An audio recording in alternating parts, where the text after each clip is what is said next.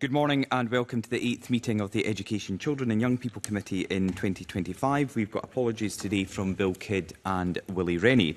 The first item on our agenda is to take evidence on the widening access inquiry, and we have two panels of witnesses today. And first of all, can I welcome Jackie Braisted, Interim Director of Access, Learning and Outcomes from the Scottish Funding Council, Erica Russell-Hensons, Deputy Director, Student Interests, Access and Quality, Scottish Funding Council, Fiona Burns, Assistant Director, Student Interests and Access, Scottish Funding Council, and Daniel Proudfoot, Senior Data Analyst at the Scottish Funding Council. So thank you all for joining us today and the written evidence that you had submitted. And Jackie, I think you want to make an opening statement.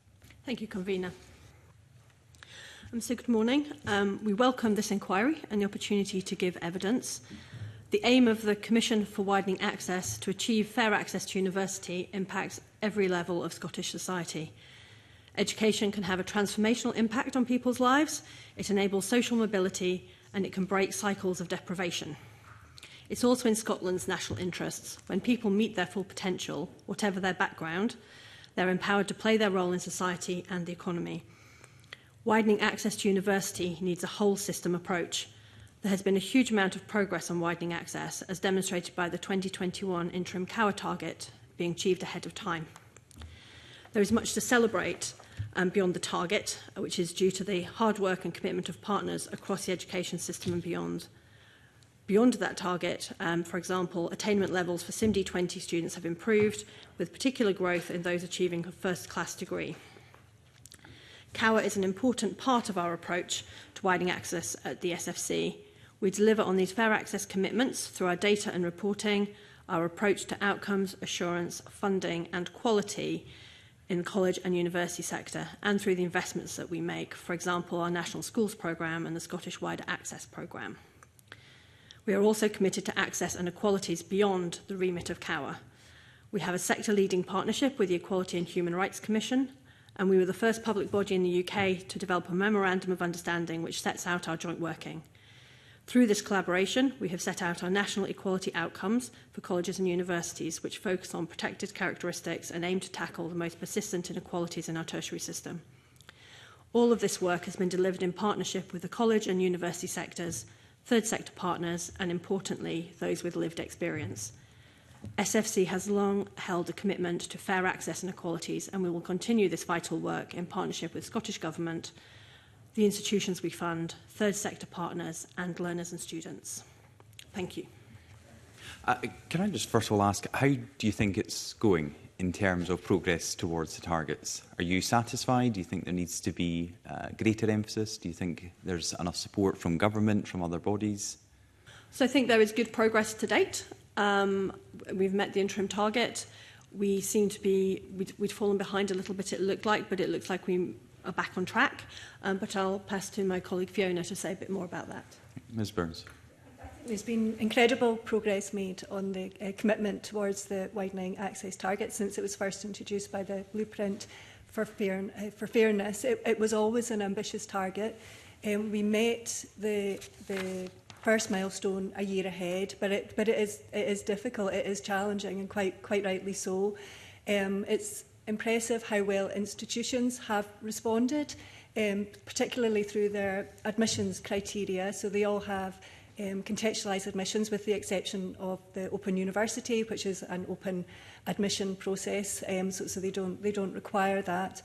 So they all have that in place to enable access students. They don't have to compete in the same way as perhaps other students do coming in, and that has made a tremendous difference in terms of moving towards the target. Recently, there has been it has stalled slightly, and you'll know that it went down slightly in the last year, but we are very confident that will increase. The signs are good. The UCAS applications and acceptances are looking like they're going in the right direction. We have an early access return as well, which gives us an early indication of where we might be, and that also indicates that we may see an upturn in the next couple of years, which is what you want for us to move towards that 18% milestone by 2026. And is that achievable, the 18% by 2026 next year? We believe it is. Yes. There are qualifications to that, of course. We can't be certain. And as Fiona mentioned, the early access returns give us a good indication that the direction of travel is in the right direction. But it doesn't give us certainty at this point. And, of course, universities and colleges are all very committed to making progress in this respect, and we'll support them to do that. And Ms Burns, you spoke about the number stalling and then going backwards a little. Should that be a concern, or did you always anticipate that would happen when you're meeting long-term targets? There will be peaks and troughs. I think that's absolutely right, that there will be peaks and troughs, but there was also the pandemic that happened during that time, and I think to the credit of universities, they did not take their eye off the ball, and an awful lot happened during that time. And I know there is genuine commitment by both sectors, actually, to fair access in the system. They work very well together, so it's really important, I think, in a tertiary system that it's colleges and universities working together towards this commitment, as well as, of course, of our school system too. And we heard quite a bit last week from the Commissioner himself, or other witnesses, and in some of the written submissions about this unique number identifier and how important that could be going forward. Is that something you support? Do you have any concerns about it? Is there a reason why it's not been introduced before now? There were some concerns about costs associated with that. Ms Russell-Henson? Yes, I'd be happy to take that one. The Funding Council strongly supports the exploration and hopefully the implementation of a unique learner number, or ULN, as some call it. And there are a number of reasons why that is. One is because we think it will help us better understand the long-term benefits of the investments that we're making and understand the progress that people are making, learners and students are making through the education system, and importantly, through the whole system. We also think it would help and support more accurate reporting of those student journeys, and particularly where we might be looking at different demographics and journeys through education, and with particularly protected characteristics in mind as well. So being able to understand that journey would be much simpler if we had such a number. I think the other benefit would be that it would help us to successfully identify pathways that we perhaps don't see now through the data. And that would enable us to perhaps direct investment in that direction. It may help colleges and universities expand provision of those pathways if we know that they are successful in supporting people. We also actually highlighted the unique learner number as a benefit in our recent review of the National Schools Programme, and it was for many of those reasons that we believe it would enable us to better analyse the impact of the National Schools Programme and all of the activities that take place within that, and therefore better direct our investment in that. I think also we do recognise that there are some examples that might be used as exemplars. So, for example, the NHS number. That could be a model that could be replicated. But I think it absolutely is recognised that this is not an insignificant project or piece of work, and it would require investment. It would be for government to determine if legislation is required, but we would be supportive of legislation being brought forward if that was the case. Thank you. Why would legislation need to be brought forward? The Commissioner, in fairness, didn't know for sure, but didn't think legislation would be required. Other witnesses thought perhaps it would, or maybe with the free school meals pilot in Aberdeen being rolled out further. So why would legislation be required for this, do you believe? Or do you think it's still a question if? It's my understanding that it's still a question that's to be determined, but again, it would be for government to determine whether legislation was required. I think there are significant complexities, not least in the data sharing element of it. And of course, I'm sure that you would want to ensure that appropriate protections are in place in terms of individual data and the management of that as well. So it would be for government to determine if that legislation was required, as I say, but we would be supportive of it if it was. Yeah. Mr Proudfoot, you're a senior data analyst. I mean, has your work been hampered by not having this unique number identifier up to now, and how could it benefit going forward? So as Erica said, it's hugely beneficial for identifying learner journeys and learner pathways, but it also has secondary benefits as well. So it would greatly aid us in our tracking of articulation from college to university. SFC creates a database called the National Articulation Database that's used in their Report Widening Access and other means, but we don't have a reliable, unique learner number there to track students. All the tracking is done on first name, surname, date of birth using something called fuzzy matching. And obviously that's not perfect. It's good, but it's not perfect. So it will have significant secondary benefits as well. And with things like tracking retention in the university sector, past first year into second and third year throughout their degree, it will also have quite significant benefits there and will greatly speed up and make more accurate the retention analysis process. Okay. Why are we sat here in 2025 still discussing this? This is quite a short inquiry, and every witness so far has spoken about the benefits of this, and the Commissioner said that progress had been made. He felt this was one of his recommendations that was really actually gaining momentum. Why is it taken to this point? I haven't heard anything yet, apart from cost alone, that would suggest this couldn't have been implemented quite some time ago. Is there anything we're missing? I don't think there's anything you're missing, but I think it's a question for government, because it is in government's gift to do this, if that's where they wish to put their priorities and resources. Mm-hmm.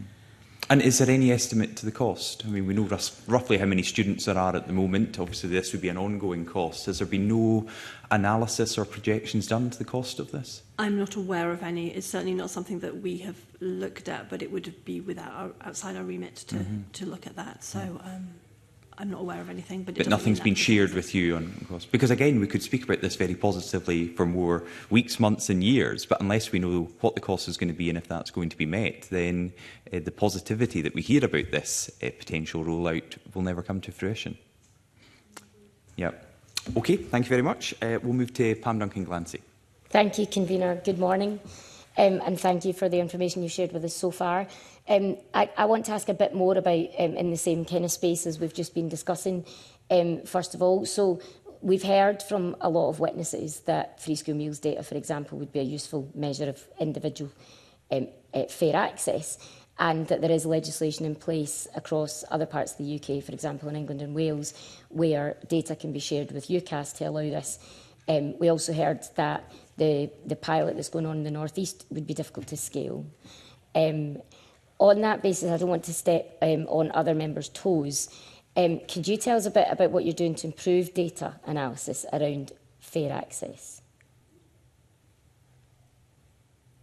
I can come in initially, and I think my colleague Daniel would probably be able to provide some more detail.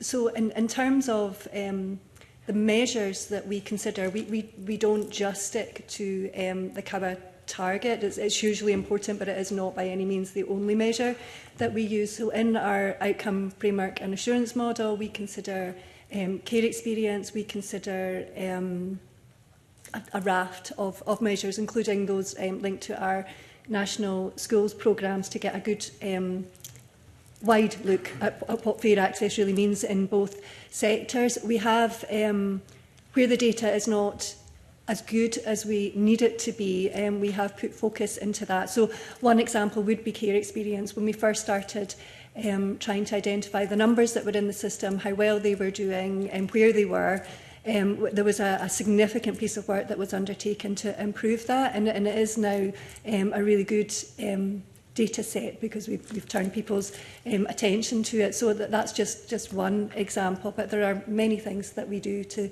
continually improve our data. I don't know, Daniel, do you have anything you wanted to add?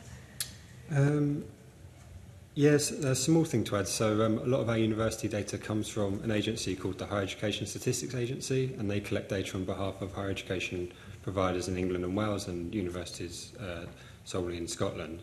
They've recently undergone a significant rebuilding of their sort of data collection architecture.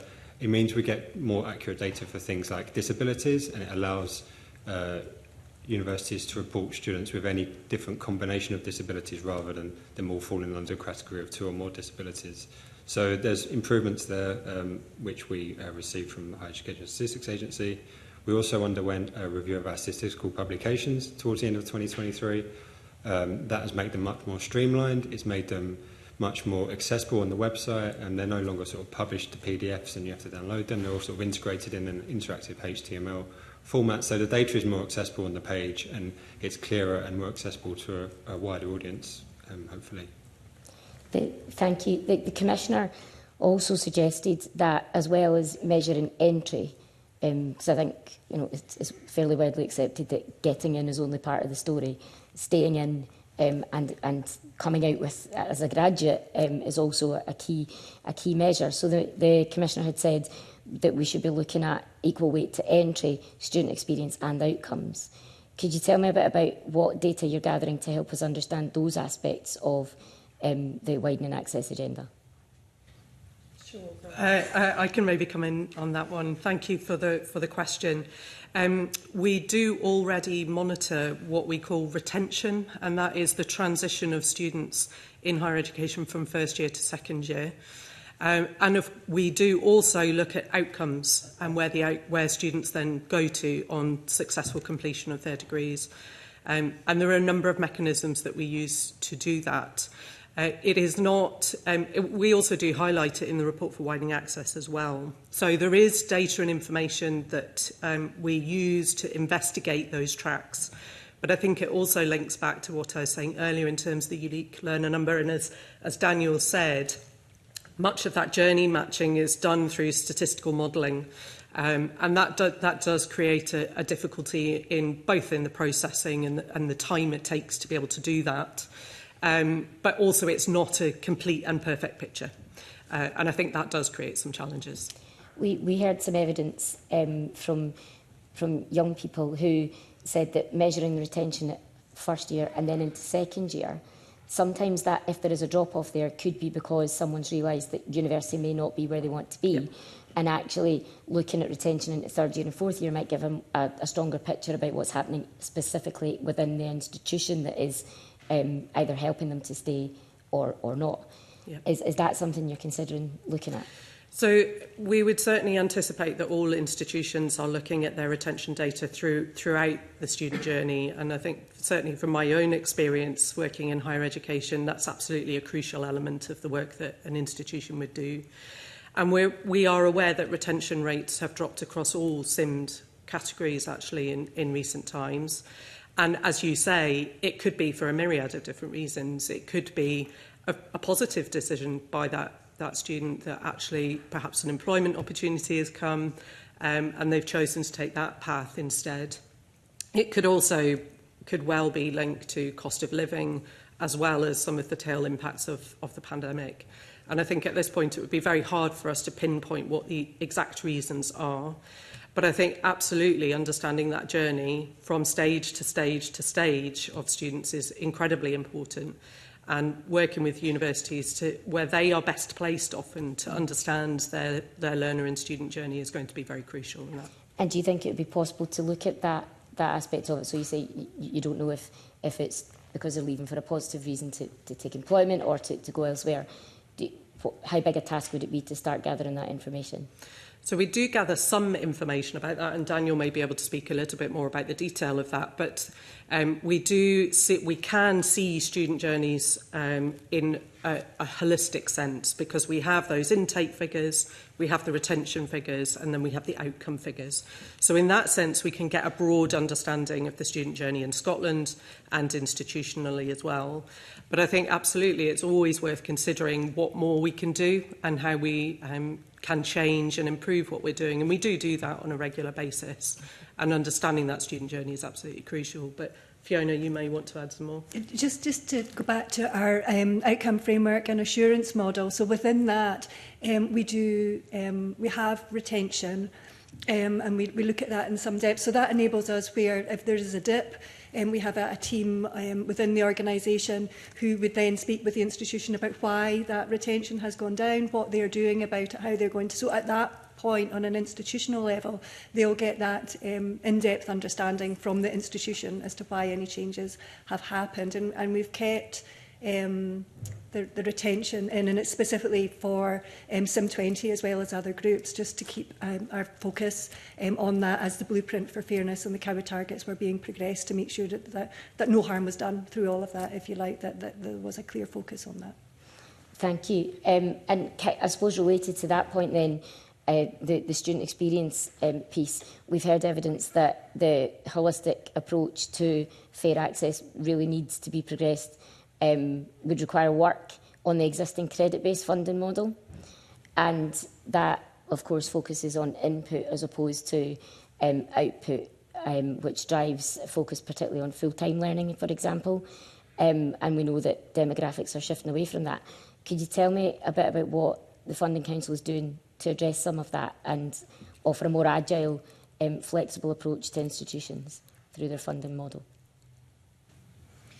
Thank you. So in terms of the funding model, we have made a number of changes in recent times. So there's separate funding models for universities and for colleges.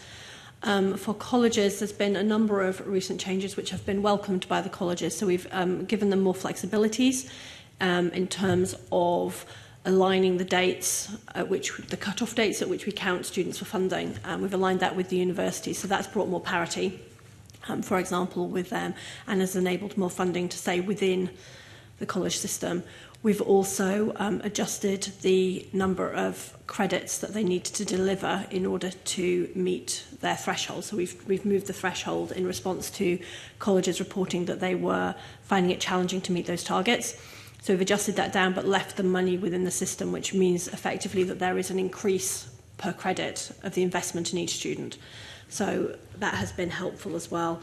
And there's further changes that we're in discussion with the colleges at the moment. We're having quite intensive conversations with them around the funding allocations for 25-26. Those are ongoing at the moment. They go to our board later this month, and then the indicative funding allocations will be published at the end of March, with the final allocations at the end of May, as per usual timetables. So from that point of view, those conversations have been well received by the college principals. They seem to be quite happy, and they've asked for the changes that we'd previously introduced to be allowed time to bed in. In terms of the university funding model, there has been fewer changes in recent times. The main changes have been the removal of the places that were added during the pandemic in response to the SQA inflation in grades. So additional places and additional funding were put in to allow students to go to university. And as those students have now rolled through and are completing their studies, we're moving those places out. But again, those places will be being moved out, and government has been clear to keep that funding in. So again, there's an increase in, should be an increase in the amount of investment per student. All of this does support widening access. We have specific funding in colleges and in universities to support widening access. So in the universities, we have WARF, the Widening Access Retention Fund, which is about 15.6 million, of which roughly half of it goes to two institutions that, so a University of Western Scotland and Glasgow Caledonian, that do a huge amount of work in widening access, as we've heard in previous evidence to this committee. And that we also invest in specific programmes, which we can talk a bit more about later. I suspect they will come up. But in colleges, we put about 51 million into access and inclusion funding, which again is to support retention and to support access. And that amount of funding has been retained. So even as we have reduced thresholds and have removed places for very good reasons, that funding has remained stable. And so we are continuing to invest in widening access to support students from those backgrounds to be able to go to university and college and succeed. Okay, thank you. Thank you, Gabriel. John Mason. Thanks very much. Well, Pam Duncan-Gladys has covered quite a lot of my question already. Yes, you'd said in your paper you were targeting investment, and it was just really, you've touched on some of that already. Because we've had this, you've mentioned the two universities, which I was going to mention, Caledonia and West of Scotland, because I think some of the ones, for example, in the North East, they don't have so many SIMD 20 areas.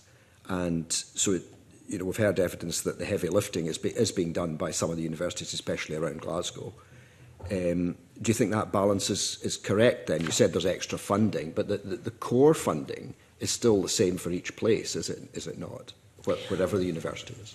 Broadly, yes, that's the case, although there are some differences depending on the subject. Obviously, some subjects are more costly to teach than others, so the funding also reflects that. So there's some complexity in the funding models.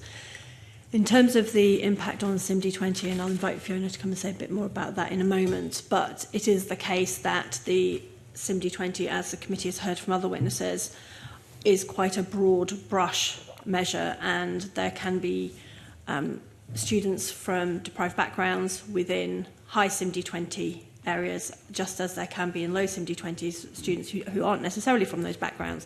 And this is particularly problematic in rural areas. Although at the moment the target is the SIMD 20, although we've had yes. discussion about others, and I think other my colleagues may want to go into that space. So assuming we're working in SIMD 20 at the moment, or are you not just working in that? Are you looking wider? So I think we look at wider context in all of this. Because SIMD20 only gets us so far, and it's been a really useful tool in order to be able to drive the improvements that we've seen. But we also need to recognise that there are other areas that can also provide context as to what's being delivered for widening access students. But I'll pass to my colleague Fiona to say a bit more about that. Thank you. So we are very supportive of SIM20 as a measure. It's a really valuable and helpful measure at national level. I'm sure you will have covered in previous discussions the limitations of the rurality element of it at institutional level. That said, during the time that we have been pursuing the target, we have had the benefit of working with institutions in those rural areas, and it's quite incredible what they have actually done, despite the challenges of the measure. So they've offered free accommodation. I mean, anything that they can do to make it attractive for SIM20 students who may not be in that area to come to their institution, and they have been incredibly successful. And are you picking up too that the colleges and universities are struggling to do that because of financial pressures? Because we've had some evidence that they'd like to do more of that kind of thing, but they just don't have the finances, partly because the fees haven't gone up over the years. I do totally appreciate, and I'm sympathetic to the financial positions of institutions, but within the envelope of funding that they do have or have had, since we have, I can only say we have been truly impressed by their efforts to deliver fair access. If we had a wider measure that we could use, like free school meals and the unique learning number, we would be able to tell you that story in a lot more depth, which is really why we are so supportive of those two measures. But I couldn't go into the details of institutions. And when it comes finances. to targeting as well, I mean, is the fact that whether a university has got deeper pockets or not, is that a factor that you take into account, or is it purely you're following the student? So if the student needs X money or whatever and support, it doesn't matter what university they go. Whereas Glasgow and Edinburgh, are very wealthy universities, Caledonia and others are not. Should that be a factor, or is that a factor when you fund? So that is not a factor when we fund. We look at what because we need to have a fair and equitable funding system. And although it may appear on paper that some institutions are much wealthier than others, it is the case that quite often that's tied up in other in reserves in buildings. It's not necessarily cash that they hold, so it's not simply that they could use those, that they could access those funds easily in order to reduce a reliance on public funding. So from that point of view, it's not something that we take into consideration at the point of distributing funding. It is the case that institutions are responsible to ensure that they are financially sustainable, and it's part of our conditions of grant, it's part of our outcomes framework and assurance model, and it's for their senior teams and for their boards, for colleges, boards of management, and for universities, their courts, to make decisions that, as autonomous institutions, that enable them to ensure that they're sustainable. And we appreciate that some of their decisions at the moment are proving quite challenging, but they are trying to continue to deliver the best they can for their students and for their local communities and for Scotland. Okay, thanks. I mean, I think other colleagues may want to raise that. I just want to raise one other area which is completely different, and if you can't answer this, don't. But on Monday evening, we met some young people from different backgrounds, not on the record, and they shared their experiences. And one that we picked up from some of the ethnic minority young people was that they weren't aware of all the different kind of options. They found the whole space quite complicated, And like they knew if they got lots of hires, they could go from school straight to university, but sometimes they didn't know that they could go to college first and then go to university, or they didn't know about the graduate programme, graduate apprenticeship and some of these kind of things. Is that something SFC would have any involvement in, or is that not your neck of the woods? We do to a degree, and I think it's a picture that's been long recognised that actually it's a very confusing landscape for many people, not just for young people and school leavers. And we do support a number of programmes that support transition. So, for example, the National Schools Programme that we fund delivers to around 50,000 young people in schools. And the premise of the National Schools Programme is to support access to university. And a big part of what those programmes deliver is exactly what you're describing as advice and guidance for young people to understand a complicated landscape. Another example would be the Scottish Wider Access Programme, or SWAP programme. You might have heard of that by its acronym before. And that focuses on adult returners, so those who haven't previously had the qualifications that they might need. And again, a big part of what the SWAP programme do is provide advice and guidance to adult returners to understand the landscape. Another element of work that we support is the Scottish Credit and Qualifications Framework, or the SCQF. I'm sorry, there are so many acronyms, but the SCQF is often what it's called.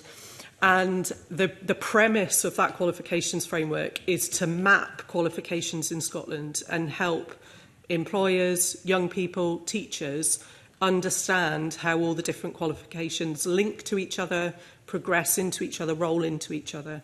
So there are a number of different ways in which we do that. But I think the problem still exists as you describe it, and it is a complicated process and mechanism. But colleges and universities do a huge amount of work to try and explain that, as do schools. Okay. Thanks, Convener. Thank you. Miles Briggs. To the panel, thanks for joining us today. I know we've had a lot of data-heavy questions so far, but I've got another one in relation to fair access and what currently is being measured, which is also not measured as part of the targets the Commissioner has. And specifically, I wanted to ask in relation to better understanding fair access for other groups, for example, disabled students, black and minority ethnic students. So just wondered what consideration had been given by yourselves to this and the recording of that data. We do record that data. We break it down by racial group, and we consider the outcomes in quite some depth. So we look at intake, retention, degree outcome, successful completions in the college sector. We did a significant piece of work with our partners in the Equality and Human Rights Commission to look at persistent inequalities in depth, and it covers it sets equality outcomes that we ask all institutions to contribute towards, including a set on race as well, about the specific elements that have come from there. So that piece of work was very data heavy, but it was also very heavy on lived experiences. So that is really what is reflected in the equality outcomes for that particular protected characteristic within our national equality outcomes. I don't know if Daniel wants to cover. I'll leave that to you. I think just to add to Fiona that the national equality outcomes cover a range of protected characteristics. So that enables us to work with colleges and universities to explore where they're targeting progress and perhaps where progress isn't being made and further work might be needed. But as Fiona says, we do look at the data for all of the protected characteristics and learn from that what we can. Yeah. Have you looked at that through the prism of tackling poverty and students, barriers students might be facing, and what that data might be presenting to you as well? Yeah, we do. Because of the cover target and because it's hugely important, we do split that down by all protected characteristics, and we'll endeavour to keep doing that. And if we identify particular issues, we will look to address that. But it's a really valid point, yes, and so important.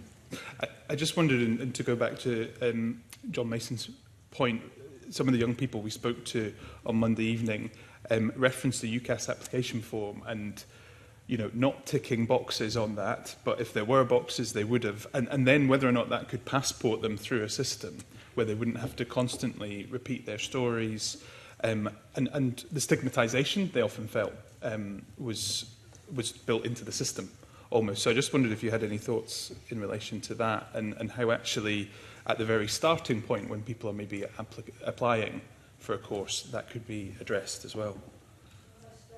Helpful, and thank you for that feedback. It's only with feedback like that that we can seek to improve and drive forward change. Could you just repeat the last bit of your question again? It was in relation to the UCAS application form, and then if you do tick a box saying care experience, which is there, but other characteristics which could then be identified at that starting point. Sorry, I lost my my point. To passport people through their whole study period and not constantly have to apply necessarily as well for different things. So there are some wonderful initiatives within the sector. West Lothian College is one of them. I appreciate that's not particularly linked to UCAS, that are taking more of a trauma-informed, aware approach for that exact reason. Wherever we can find a system where somebody does not have to tell their story repeatedly to numerous parts of the system, we absolutely have to do it. I think it's earlier days on that, but it's definitely something that we can seek to improve, and there are already some really good examples in the system. I don't want to keep harking on about the unique learner number, but that is one of the reasons why that is so important, because if that was in place and we could develop it to such an extent that there could be information that the student is willing to share provided on that would prevent that very thing happening and putting people off from whatever educational endeavour they're looking to achieve. Yeah, no, that's helpful. Thanks very much. Thanks, Convener. Okay, thank you. Ross Creer. Convener, and sticking with this theme, I'd be interested in how the data intersects here. So between particularly students from an SIMD 20 background, and for example, if a student is disabled, they are doubly marginalised in the system as it stands. How do you handle that data rather than duplicating them in separate silos where we have a report on the access rate of disabled students and another on SIMD 20? How are you making sure that we've got that intersectional approach and that kind of broader overview about how these various marginalisations are overlapping with each other and what the impact is? Yeah, no, it's a really, really valid point. And I think that is why it's so important when the Blueprint for Fairness came out and the Cower target was put in place, that at the same time we entered our strategic relationship with the Equality and Human Rights Commission, because you can't fair access does tend to be more about SIM20, about poverty, but you can't do that and then not consider protected characteristics at the same time. So these two processes, from our perspective anyway, the outcome framework and assurance model, which is where our measures sit, and the work that we've done on persistent inequalities with the Equality and Human Rights Commission, sit together for that very reason, so that they are both considered.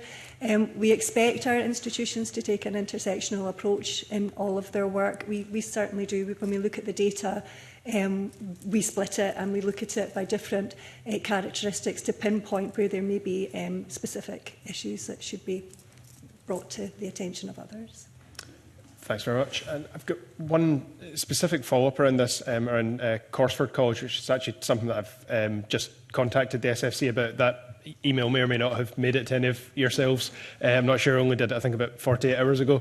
But Corsford's obviously quite a unique institution. It's not SFC funded at the moment. It's been funded through a variety of Scottish Government funding pots, kind of somewhat cobbled together over the years, so there's been a lack of certainty around it. They provide a pretty unique offering for students who have very complex additional needs and for whom the regular college experience is not going to be possible. Have you had any discussions either with Corsford or with any of the existing institutions that you fund around how we increase access for students who have very particular and complex needs? Yeah, so first of all, Corsford College is a wonderful thing for us to have in Scotland. I'm so glad that it is there. It's not one of our fundable bodies, but it does do incredible work.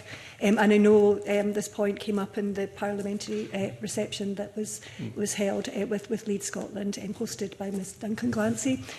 So it's hugely important, and I'm glad it's come up today. In terms of what we do with colleges, our colleges do provide it's called Price Group 5, which is a very strange term, but it's bespoke provision for small groups of students, and many of those students will be supported through that provision, and it is funded at a higher rate. So that's what we can do.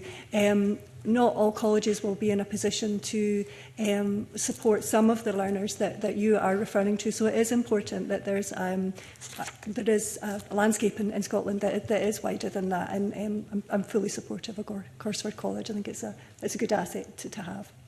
Have there been any discussions between? I understand that this, I assume, would require ministerial direction, but have there been any discussions between the SFC and Corsford about whether it could become a funded institution?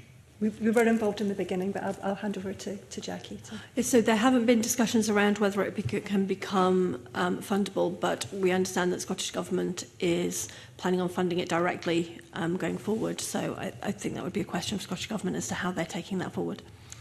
Conveniently, the Scottish Government are in next, so we can pass that on to them. Thank you, Convener. Thank you. Jackie Dunbar. Thank you. Good morning, panel.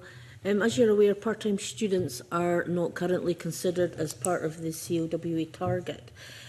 So could you maybe tell us what the data tells us about part-time SIMD 20 students and fair access? I don't know who would be. You're absolutely right. It isn't currently within the COWA target. We do monitor it. It is reported in our report on widening access.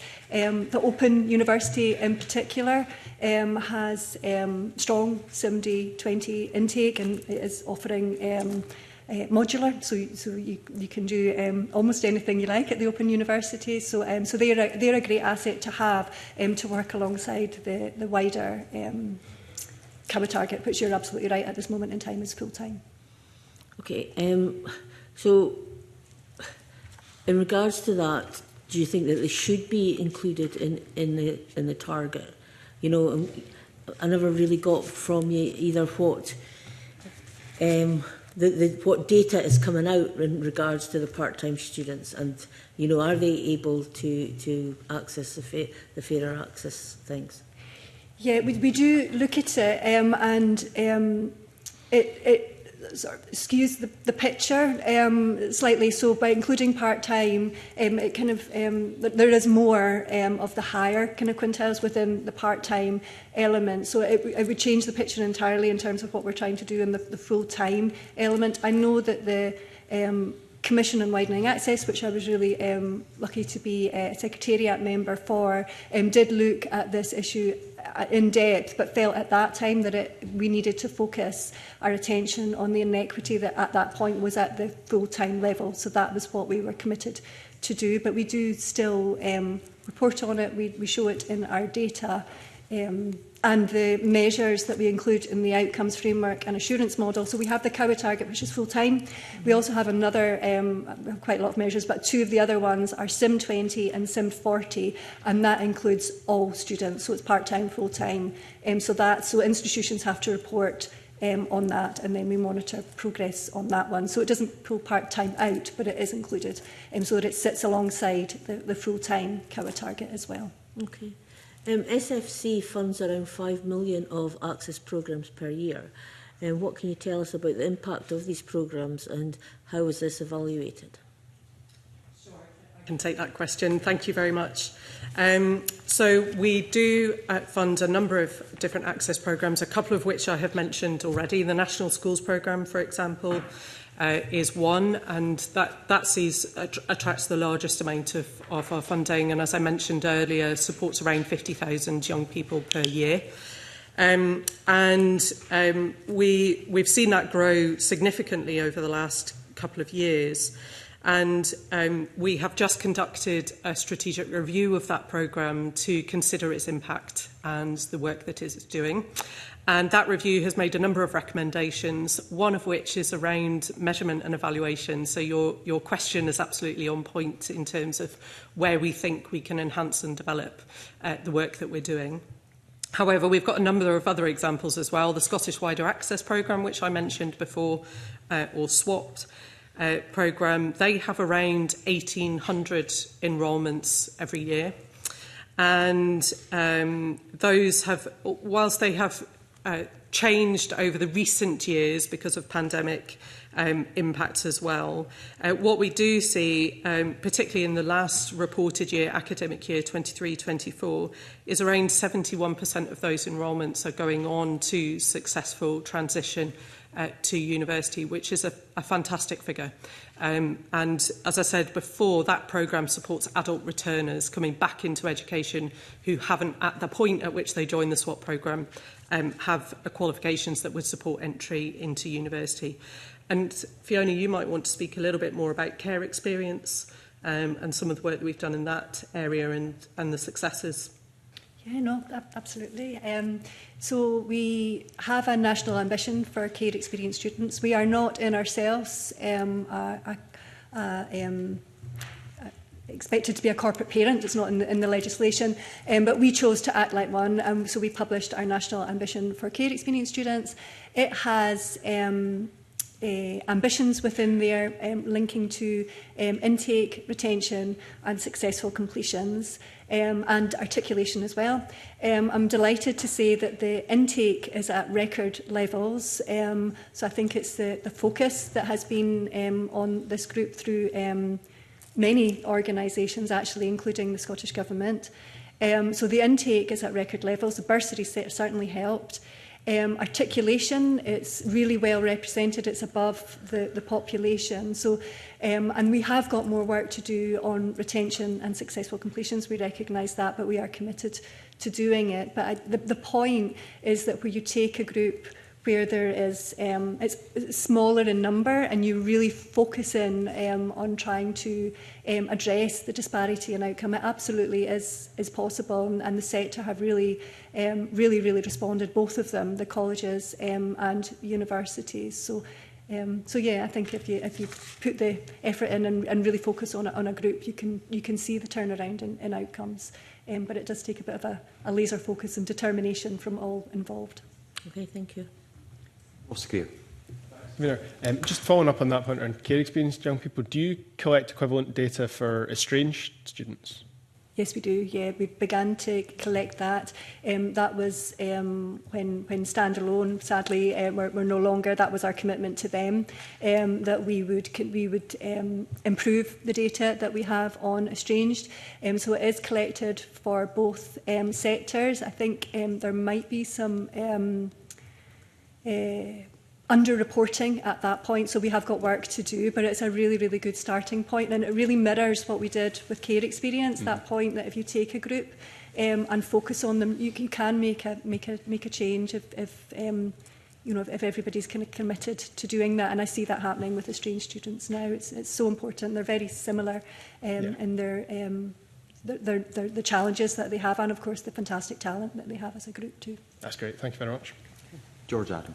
Thank you, Vina. Good morning, everyone. No one will be surprised at my line of questioning when I start going down it. It's effectively the same question I've been asking. There are certain institutions that are hitting the government targets and SIMD 20 targets.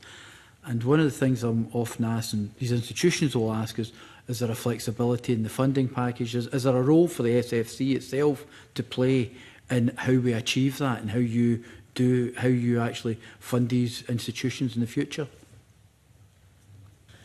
So as we have already discussed, there is widening access and retention funds, and in colleges access and inclusion funding, and we support a number of programmes as well that support widening access initiatives.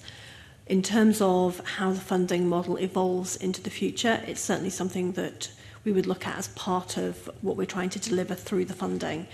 But there are a range of things that we're trying to achieve through the funding in terms of supporting all institutions and the value that they all bring. And so it's not something that would be an exclusive focus, but I don't think that you'd expect that it would be an exclusive focus. Mm-hmm. It's just when we've got the Commissioner for Widening Access saying last week that, you know, clearly there are institutions that, because of demography, are actually hitting the targets, and it's more difficult for others to do so. I would think it would probably be one of the, would it not be one of the kind of key issues you'd be looking at, because at the end of the day, we want to ensure we're doing the best for these people's, these young people. So I think there's the two elements to that. There's the directing of funding to those that are delivering that, and we already do that in terms of, we've talked about half of the Widening Access Retention Fund going to 2 institutions, for example. But there's also the other side of that, which is to recognise and identify a basket of measures that will help us to identify the activities that those institutions that are struggling with the SIMD20 to actually demonstrate what they're doing in terms of widening access, because we think that the activities that they're doing is more than is recognised by that measure alone. Mm-hmm. And that's why something like free school meals or child support payment, those things would be potentially quite helpful, but there isn't a perfect measure that would work for everybody. I get that, because even within urban Scotland, one of the things that's forgotten is that SIMD20 isn't actually fantastic either, because it's basically varies 2 or 3 streets. When you look at the map, will be bright red as an area of SIMD20 area. In fact, one of the ones is right outside this building. You know, whereas the rest of the areas will be, other streets round about it will be better. So I get that, I understand that there's other ways. With the data that we currently have, can you tell us a wee bit more about the sector's ability to meet the 2026 target and the 2030 target using SIMD alone? And also, if we looked at some of the other measures, what do you think we could probably do that way as well? I think Fiona's closer to the detail on the SIMD20, so I'll pass to her. Yeah, we have looked at that in some depth. It's very difficult to say at this point if we will meet the 18% by 2026. The early indications are that there will be an uptake, so that's definitely a positive in terms of our journey towards that. In terms of what's serving institutions' ability to meet that target, there are 3 main pipelines. There's the school pipeline, which is a significant one. The even more significant one, actually, is the college sector pipeline. Mm-hmm. So that's the main one that universities will be able to source people from SIM20 with the right qualifications that are looking to take on degree level provision. And then there are adult returners. That one's very difficult to predict because it could be absolutely anybody, really. And we do monitor it. It's challenging because obviously you need the correct pool with the right qualifications to be able to enter university. But we believe it is possible, and we cannot give you a guarantee that it will be met. But we do believe it is possible. But we are really going to have to do some work in the next few years to be able to get there. And we are very reliant on those pipelines being able to. Give the numbers and the talent pool that we would actually need to make that happen.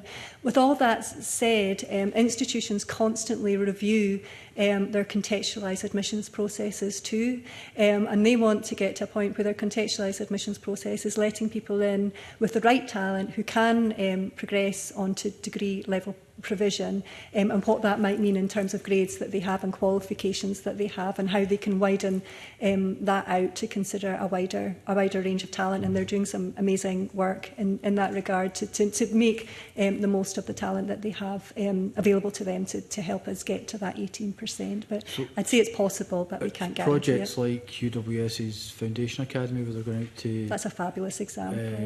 Going out to schools and trying to encourage young people who are possibly thinking, never thought it was for them, to try and get them into the institution, do it that way then. No, absolutely, and there's a lot in that not yet category, but absolutely with support and maybe top-up qualifications, it's absolutely a possibility and an option. We like to say that there's absolutely no doors ever shut, so there is a way, and we're determined to make that happen.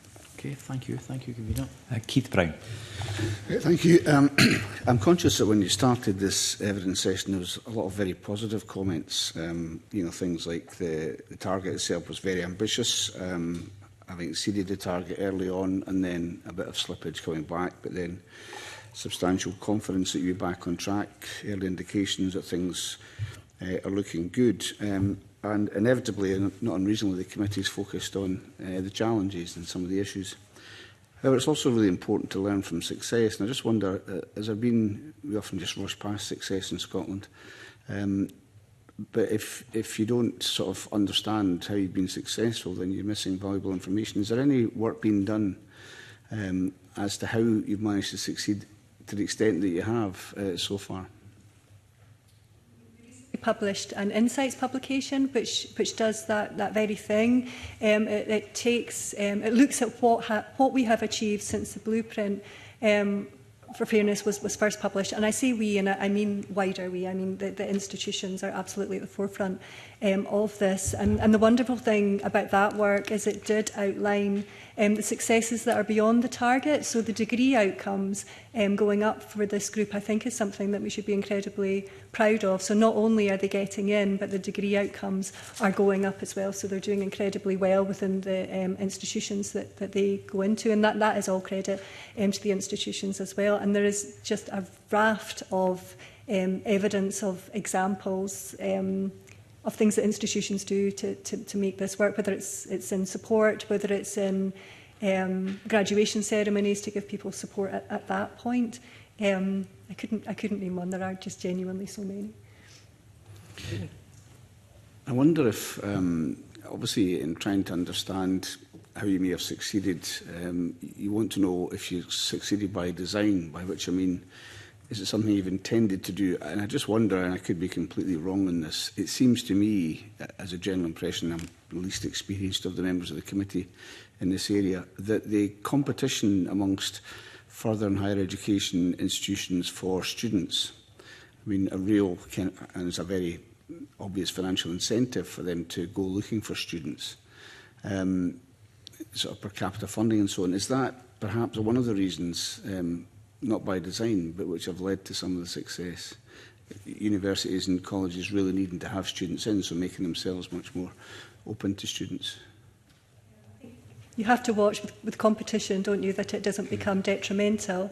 But on the other hand, the fact that institutions have been competing for SIM20 students is, as you could argue, a wonderful thing, that it has widened out student choice for that group. But I think the Commissioner makes points on this in his report, that in the next phase of this work, we do need to make sure that it is a collaborative effort that is getting us to fair access, particularly for the college sector, who just are fair access in a box. When you look at the statistics that they deliver, almost a third full-time further education students are coming from the SIM20 background, and they are well over the 20% for HE as well. So they are so important as we progress with fair access, and we need to make the system truly be tertiary and work together. So competition's good, but I do think we need to be careful in the next phase. Yeah, and I suppose talking about some of the groups that you're now getting data on, is there any data collected or any initiative in relation to ex-service personnel entering further and higher education? Yes, we collect that too. That's in our report on widening access.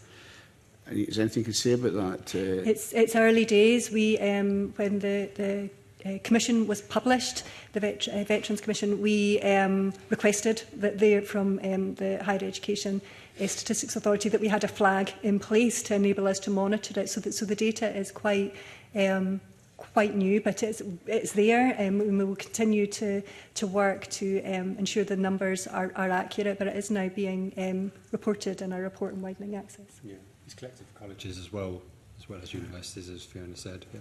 And is any of that based on relationships which institutions might have with the armed forces and resettlement schemes, that kind of thing? There's been a lot of activity in that space, as Fiona alluded to. An example of that would be the work that the Scottish Credit and Qualifications partnership have been leading in mapping qualifications of military and veteran personnel to the Scottish Credit and Qualifications Framework and supporting a mapping tool so that people can understand how their skills and qualifications that they've acquired through their service can map. So that's just one example of the type of support that's available. And there are examples of individualised support that institutions will be providing as well. Again, they're best placed often to design that support because they understand their learners and their needs much more closely than we do. I was tempted to ask, given how you referred earlier on to how complicated and complex it can be for young people to make decisions given the landscape and so on. And I was tempted to ask about how much more complicated it would be at age 14 rather than age 17, but I'll leave that for another day. I'm sure you'll get that question in due course. Thank you very much. Thank you. Can I don't think there's other members looking to come in. Can I just ask, where does you have a range of responsibilities and challenges as a funding council? Where does widening access rank in your list of priorities? I would say that widening access ranks quite highly. It is something that has been included as a priority in the ministerial letter of guidance to SFC. It is something where we have an outcome in the outcomes framework that is focused on access, and in addition to support it, there is a cross-cutting outcome that applies across all of our outcomes in the outcomes framework relating to equality, diversity and inclusion. So I would say it ranks quite highly in our priorities.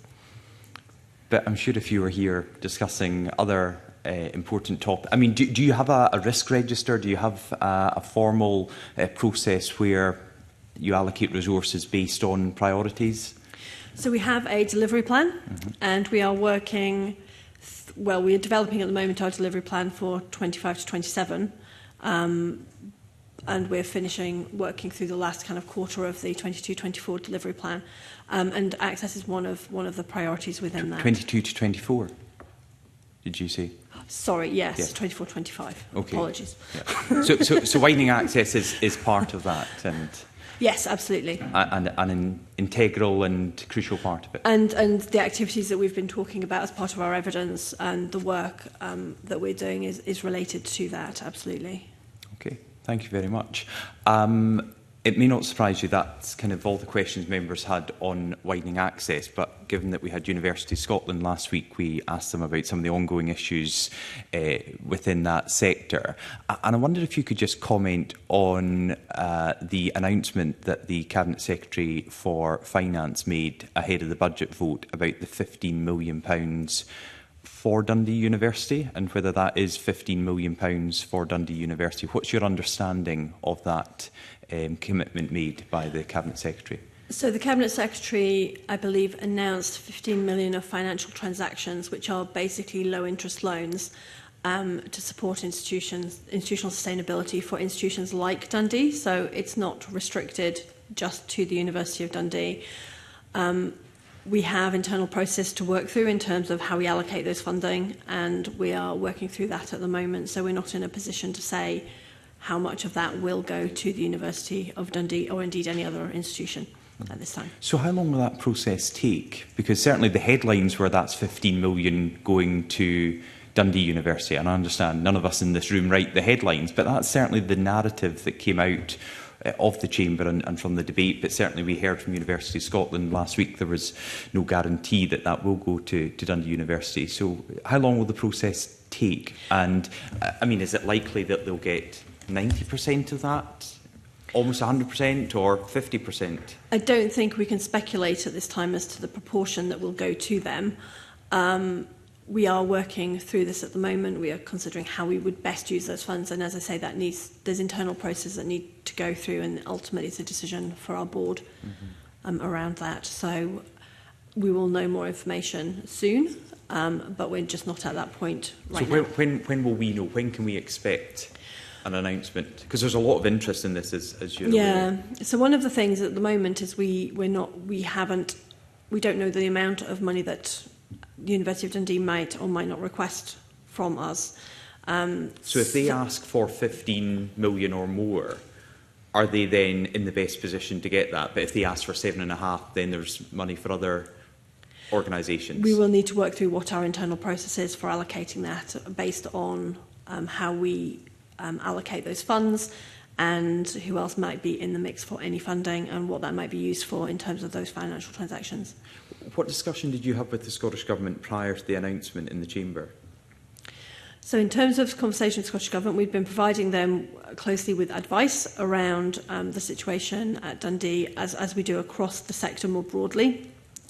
In terms of the quantum of the number, that's a matter for Scottish Government in terms of how they determined that it would be 15 million of financial transactions. And when did you find out it would be 15 million? When did you know what your board were going to have to work with? We found, I can't remember the precise timing, so apologies, but it was quite close to when it was announced. But I can't remember whether it was immediately before or at the time of the announcement. Maybe just at the time of the announcement? I suspect we knew slightly before, but I can't remember off the top of my head, I'm afraid. And at that point, you had explained to the government, and the government were aware of the processes that would have to be carried out to allocate that funding. The government's very familiar with how we how no our one board could have been makes in decisions. any doubt when they were encouraging other members to vote for the budget for £15 million for Dundee University that that announcement wasn't actually guaranteed to be £15 million for Dundee University. Government would be aware of how our funding allocations work and how we make those decisions and the responsibility of our board in relation to that. And I'm sorry to press, and a couple of other members want to come in. I mean, are we thinking by the end of this month we'll know? Is it a matter of weeks, or could we be sometime down the line before we know how that funding is going to be allocated? So I think we are taking funding allocations to our board in March. This may be part of that. I'm not close to that. It's not my area of operational responsibility. Surely, I'm surprised it's May. Is there any reason why a significant public announcement March. like this? No, the word may. Oh, right. Why it's not, it will. Well, it may be that it goes as a separate paper if it's more urgent, or it doesn't. Okay. The timings don't fit with existing meetings. Okay, yeah. So it could come before your March meeting. Yeah. It could I thought you meant it could be after. Yeah. Okay. When is the meeting in March? I think it's the 20th. Okay. So we're looking towards the end of the month. We can confirm if that's not correct. Okay. Thank you. Ross Greer. Thanks, Convener. We obviously don't have time this morning to fully unpack how we got to where we are now with Dundee University, and I appreciate that's not why you were invited this morning. But one of the suggestions that I'd heard about how it's reached this point was in relation to the SFC's powers of intervention, power of involvement when individual institutions are spiralling towards the situation that Dundee is now in. So recognising that there's still processes underway to understand fully how it got to this point. Is it a fair comment that the SFC's current statutory powers were restrictive or inadequate, or you would have perhaps wanted to go further, intervene earlier, etc., but as the organisation is currently set up in statute, you didn't have the necessary power to do so?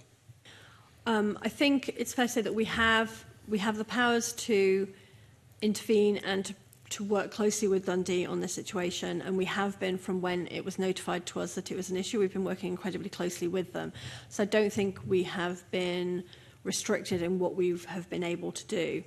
In terms of how this situation has come about, we will be undertaking a joint lessons learned or investigation, depending on your preferred terminology, into how this has come about, and we'll be working closely with the university in appointing someone to undertake that, to understand the root causes of what's happened and how this has come about. And recognising that process obviously isn't done yet, am I correct and fair from what you're saying that part of the issue here was the point at which you were informed by the institution of the challenges that they were facing, i.e. that perhaps it would have been useful to alert you far earlier? I think that's a matter for the lessons learned exercise to determine who knew what when. Fair enough. Thank you. And will that be made public? Is that something we as a committee can see and scrutinise? I understand the intention is that the outcome of that will be published. Okay. And the committee could look at that. Absolutely. It wouldn't just be an overview, it would be the full lessons learned.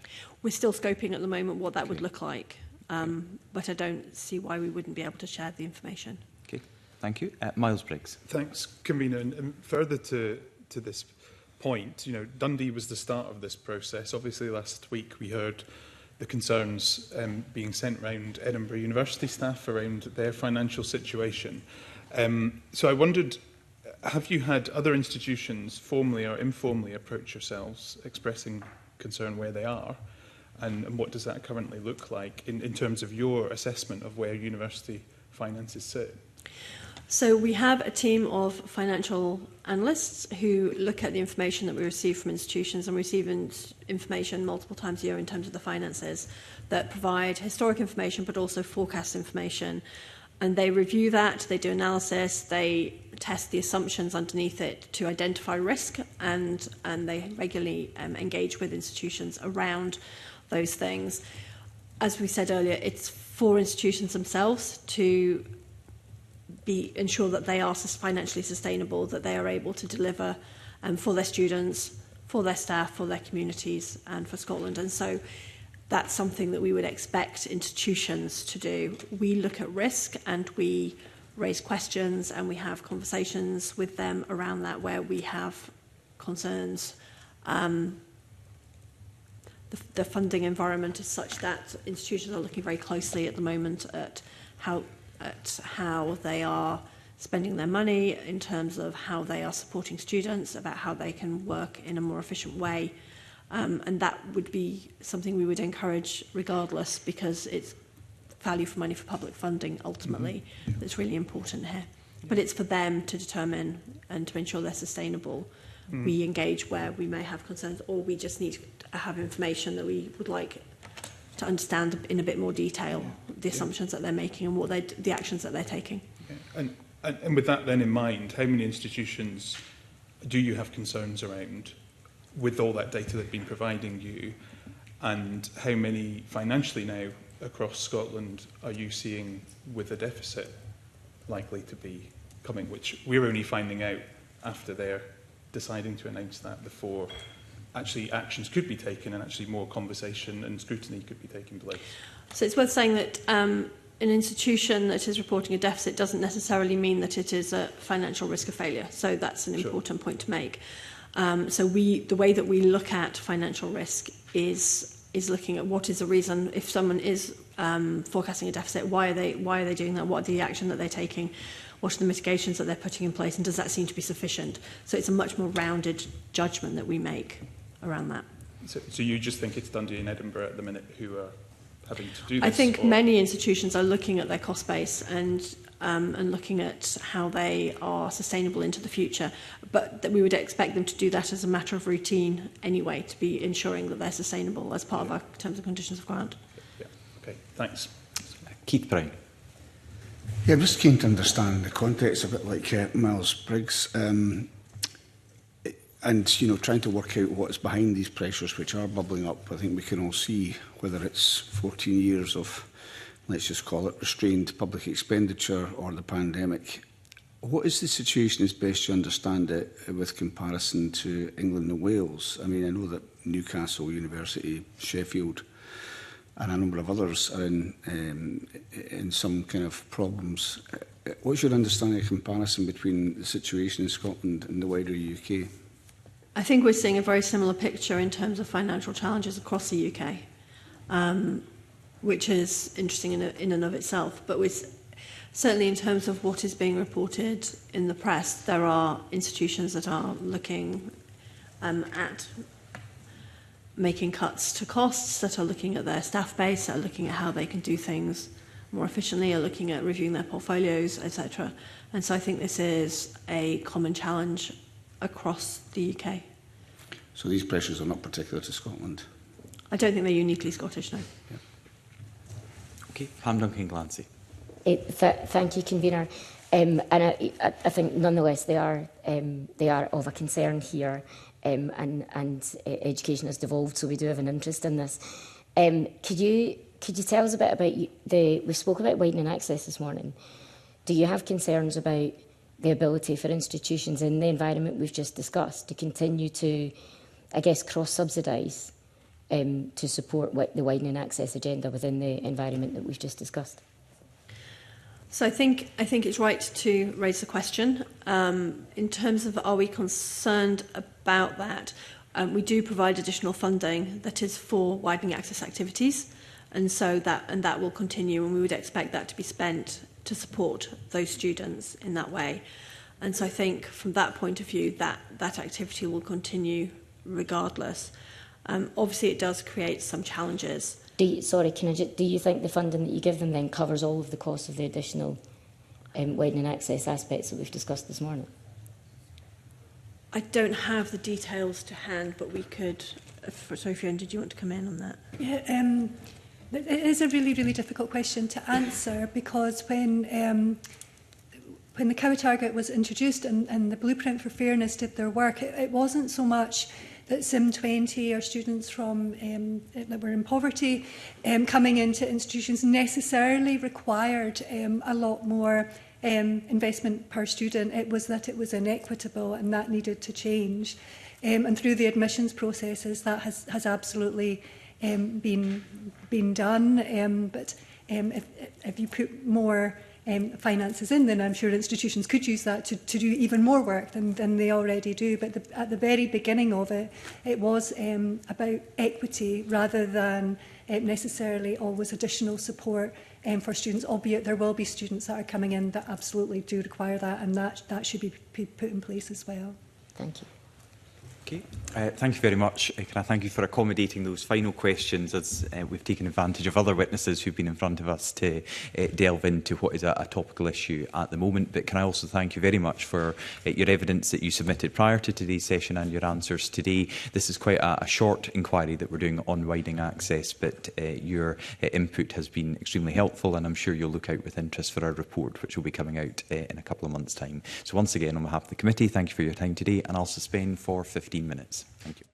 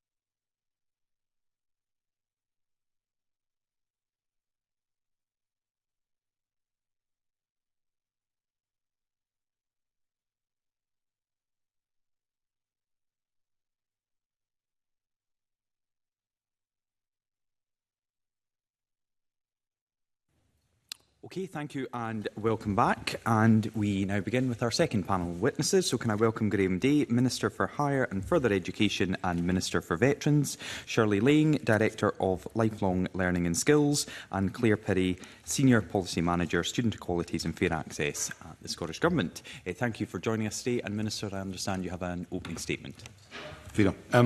Just over 10 years ago, the Government committed to establishing a commission on widening access. Put simply, we did that because talented students from the most deprived backgrounds were underrepresented in our universities, and we wanted to change that. It wasn't just a matter of numbers, it was a matter of fairness in the future of our society. Since then, we've seen record numbers of disadvantaged students reach university, and I think we should all be incredibly proud of that. Credit for this belongs to our universities, who've made brilliant progress on widening access. And I must also thank colleges for their contribution too. My regular engagement with universities, including through a round table in January of this year, has only reinforced for me how committed they, as we, are to building on this progress. And we do, of course, need to build on it. So I'm grateful to the committee for providing an opportunity to bring a focus on how we can do that. We all know that we have targets to meet and that the next interim target in 2026 is looking challenging. We are at risk of hitting a ceiling due to the single measure of SIMD that's being used, and we know that SIMD can be a blunt tool. It's our role to help universities overcome these challenges. And as part of that, we're progressing work to transition towards individual measures such as free school meals.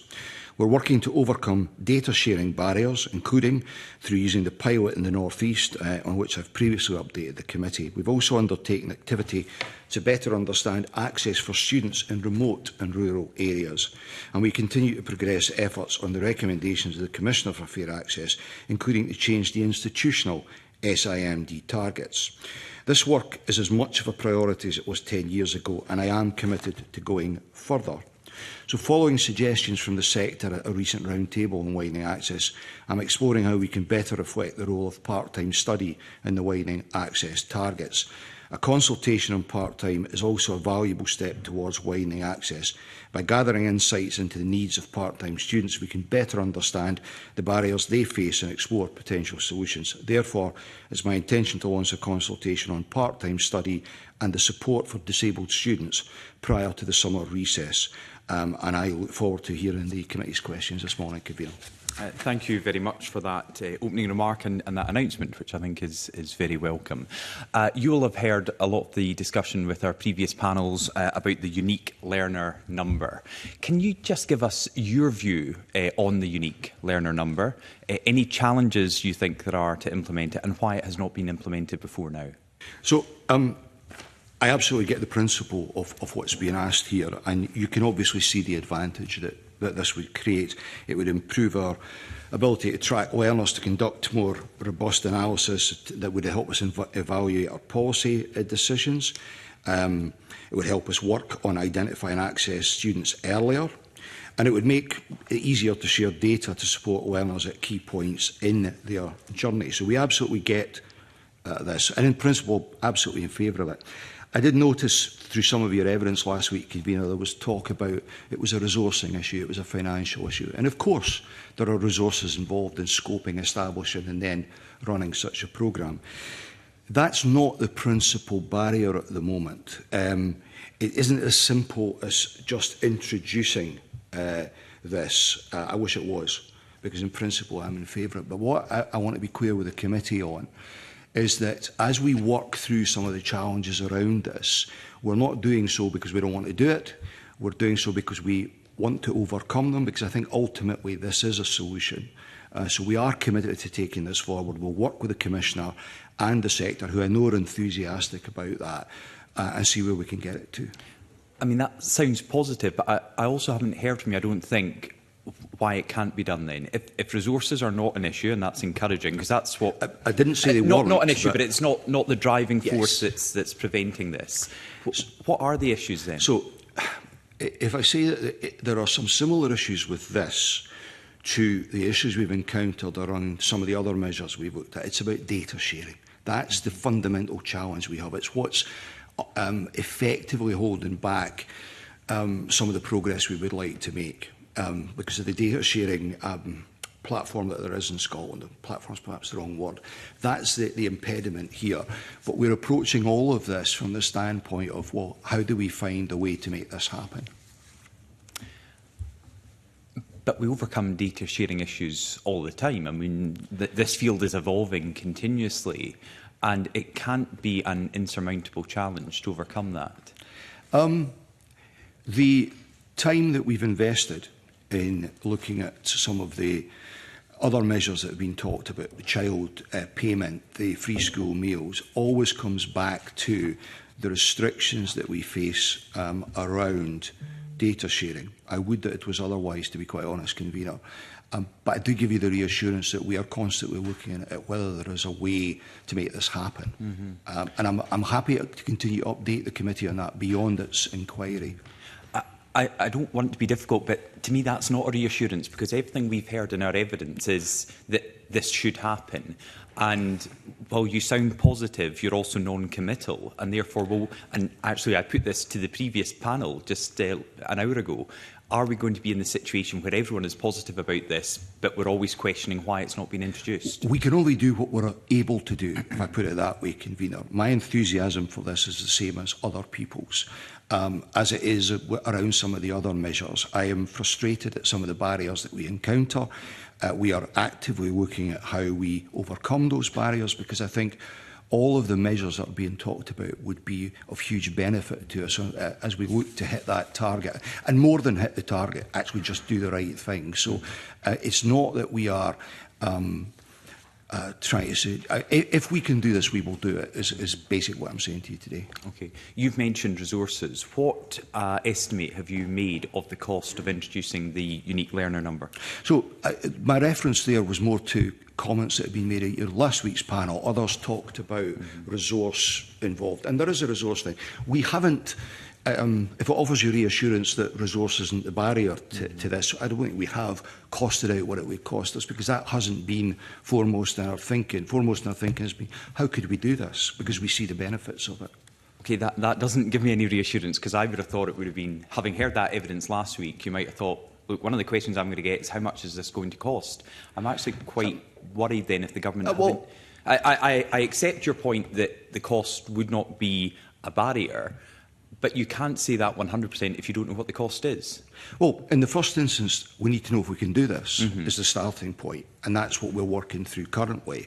From our perspective, as I've said to you on a number of occasions already, it isn't, as some of your panel articulated last week, there were two panels, that perhaps that was the reason, resource, cost, etc.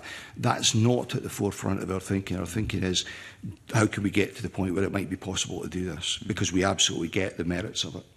But there has been zero, literally I am not aware of a costing, and I've not sought a costing, because I'm not, if you like, looking that far down the road. At the moment, I'm looking at whether we can do this or not.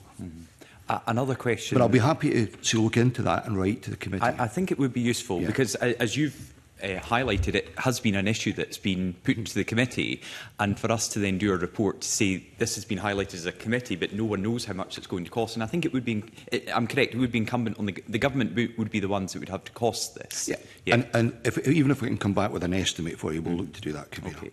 And in terms of, if we were to go forward with this unique learner number, would it require legislation? Because that's another question that we've put to our witnesses. Some believe it may, some are not sure, some think it would require legislation.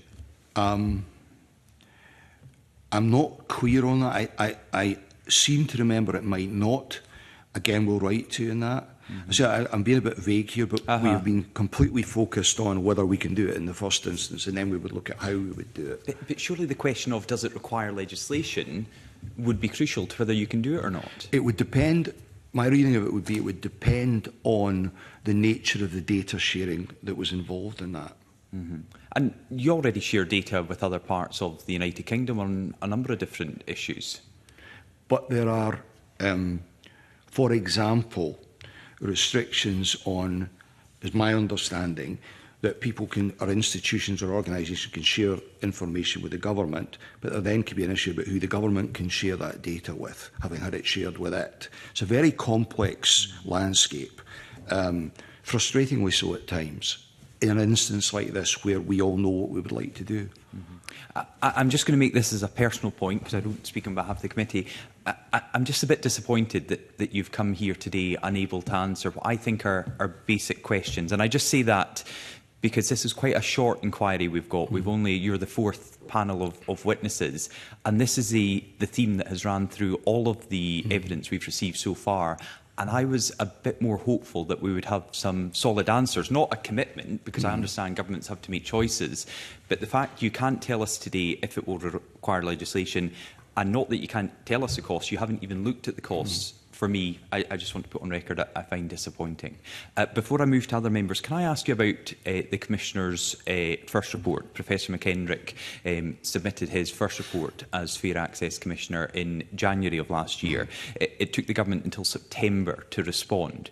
Why did it take so long? And if he is planning to produce this year's report by March, when can we expect the government's response to his second annual report?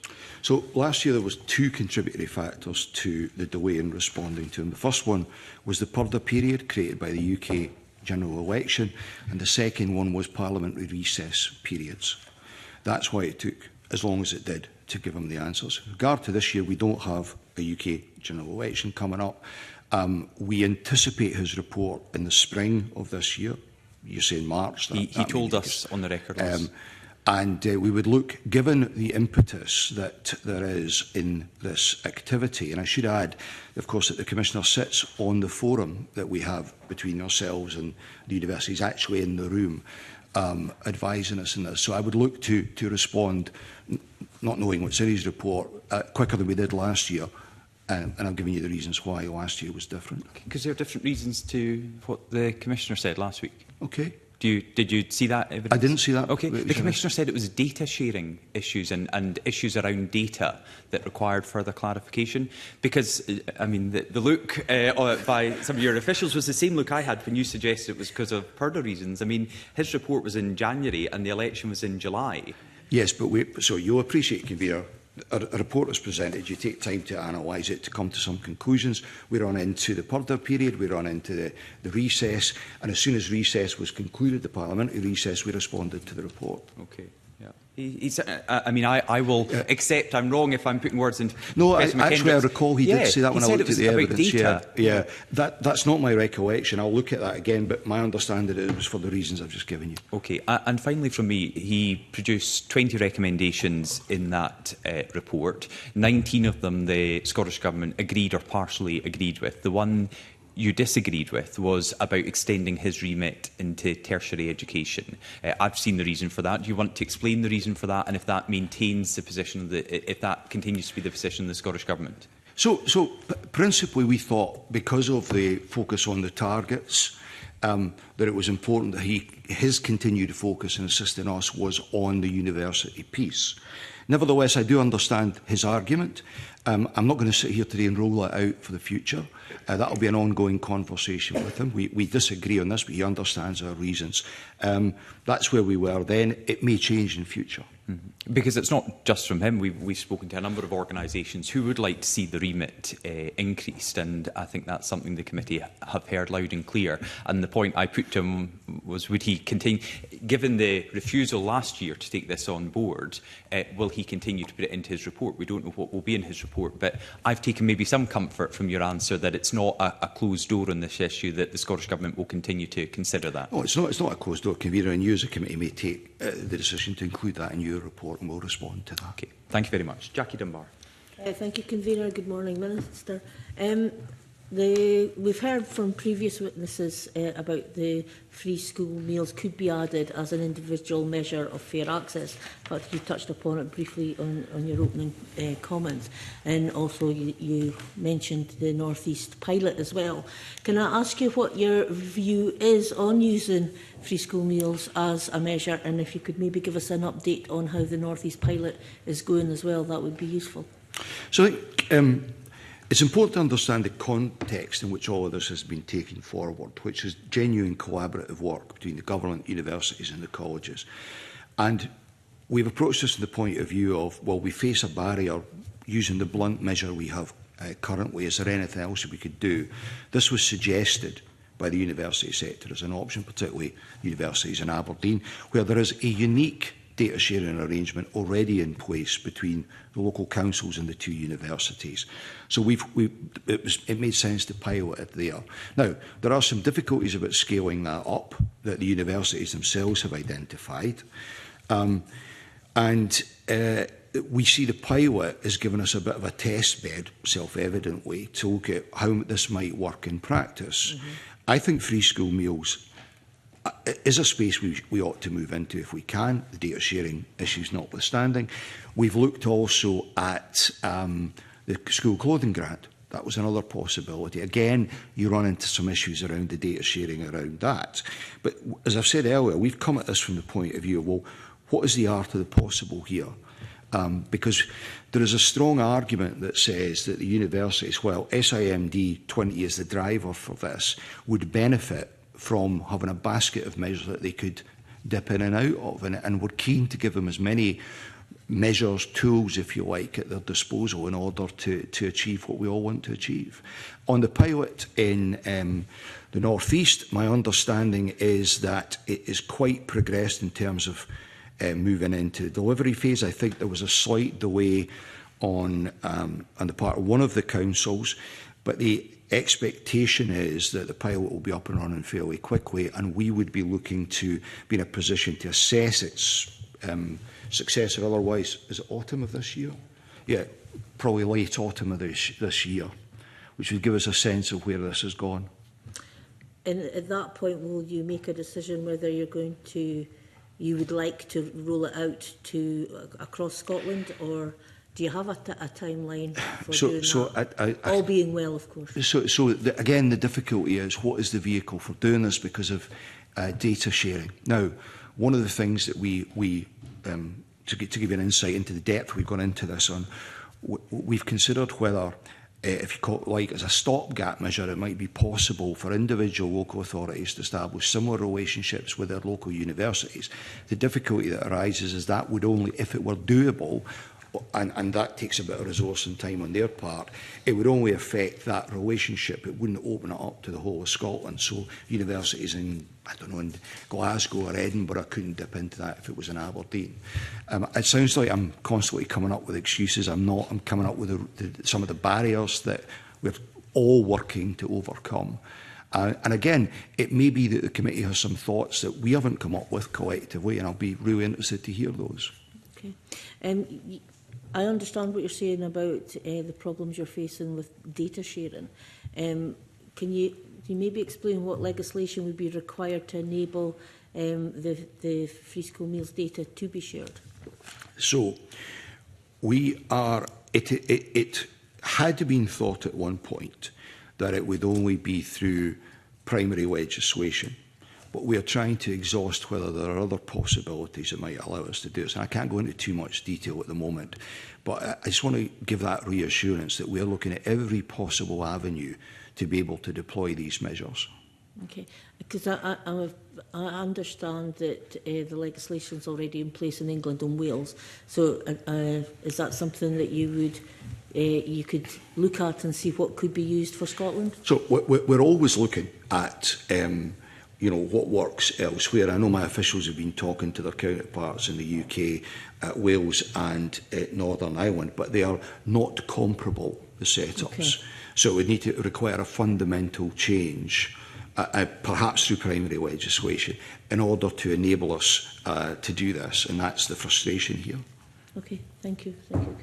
And given just the time frame that we're in now in this Parliament, I understand why you want to exhaust all your options, but there will be a kind of fail-safe line that you've got to make a decision on whether to introduce primary legislation or not. When are you looking at, you've exhausted your options and it will require legislation and to give time for Parliament to pass that? Well, I mean, the reality is I'm trying to exhaust all of the options here to see if we can do this. In reality, convener, given the time that's left in this Parliament, I think it pretty unlikely that there would be primary legislation possible before the conclusion of this Parliament. So it may fall to the next Parliament. But we would hope it's a measure we could get in on before that because of the 26 target and working towards 2030. Just on this, Pam Duncan-Glancy. Thank you, Convener. Just a brief supplementary on that. Have you looked at, has the Minister looked at whether or not the current bills that are going through Parliament on education would be vehicles through which to progress this? So, first of all, we have to determine that that is only the measure that we could, the only route that we could take. None of the bills, given their parameters, really, at face value, would capture that. And you understand the risks of broadening out a bill at the last minute. It's not something we think is viable. Okay. Miles Briggs. Convener, good morning, Minister. Good morning to your officials as well. On Monday evening, we met with some young people who have navigated the system and got some really good feedback, I think, in terms of some of the reforms they have put forward, which we'll capture and put on the record. But I wanted to ask, in terms of the conversation we've just had, to go back to the UCAS application process, if there's not an opportunity there, and this was what was put forward to us as well around self-identification and improving that opportunity early on to broaden this out. I think there was, and maybe overstepping this, but a number of people said that they didn't necessarily think that it was fair using the SI MD20 as the measurement, and actually they thought a case-by-case basis, broadening this out, school feedback as well on individuals would be far more better. So just wondered your thoughts on that early application process. I'll bring Clara in on this.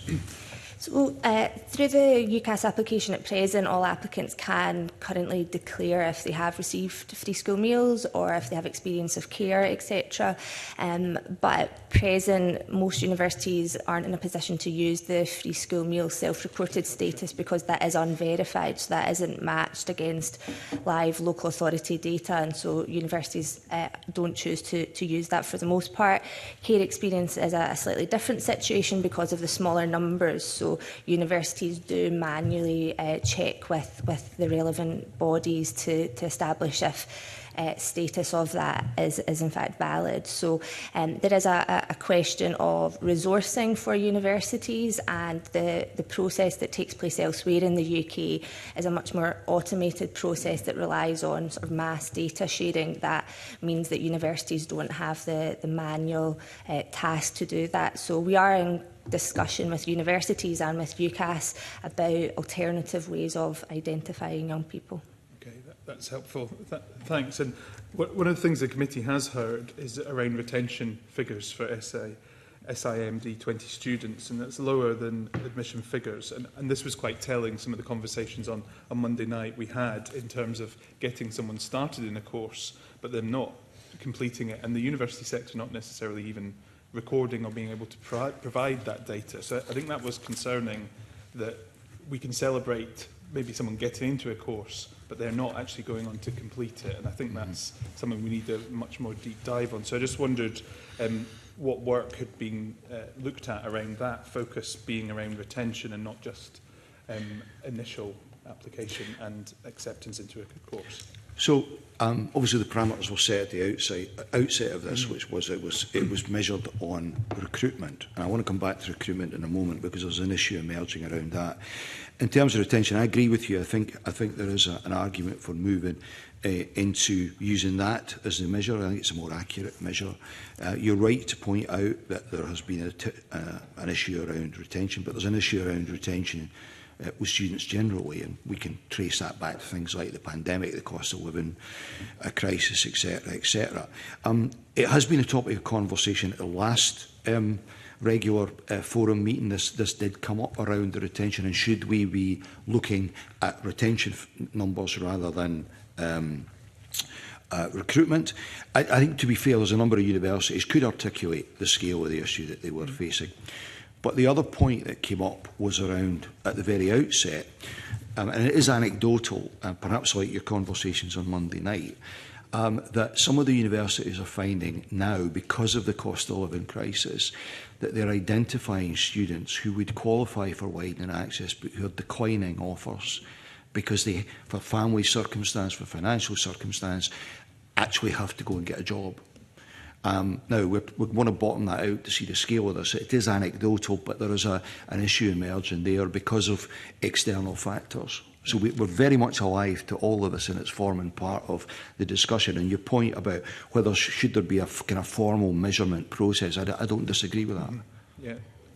And one of the other aspects of this was actually simplification of some of the support which is available. And quite a number of people we spoke to mentioned passporting almost, so that you could right through your student support, access that. And I suppose that some of the conversations also look towards other groups, young carers, for example, being included. And care experience, obviously, through the Promise, has had a very welcome focus. But there are other groups who, we were hearing on Monday night, they're saying, well, we know friends who wouldn't be able to access any of the support which we currently are. So I just wondered what plans or what review ministers might do to look towards developing that single passporting of support for students to help support the widening of access. So I wouldn't necessarily use that phrase about the passporting, a single passport, but I do absolutely accept there is a need to simplify the landscape. There is no doubt it can be difficult for young people and their parents and carers, for those that are appropriate,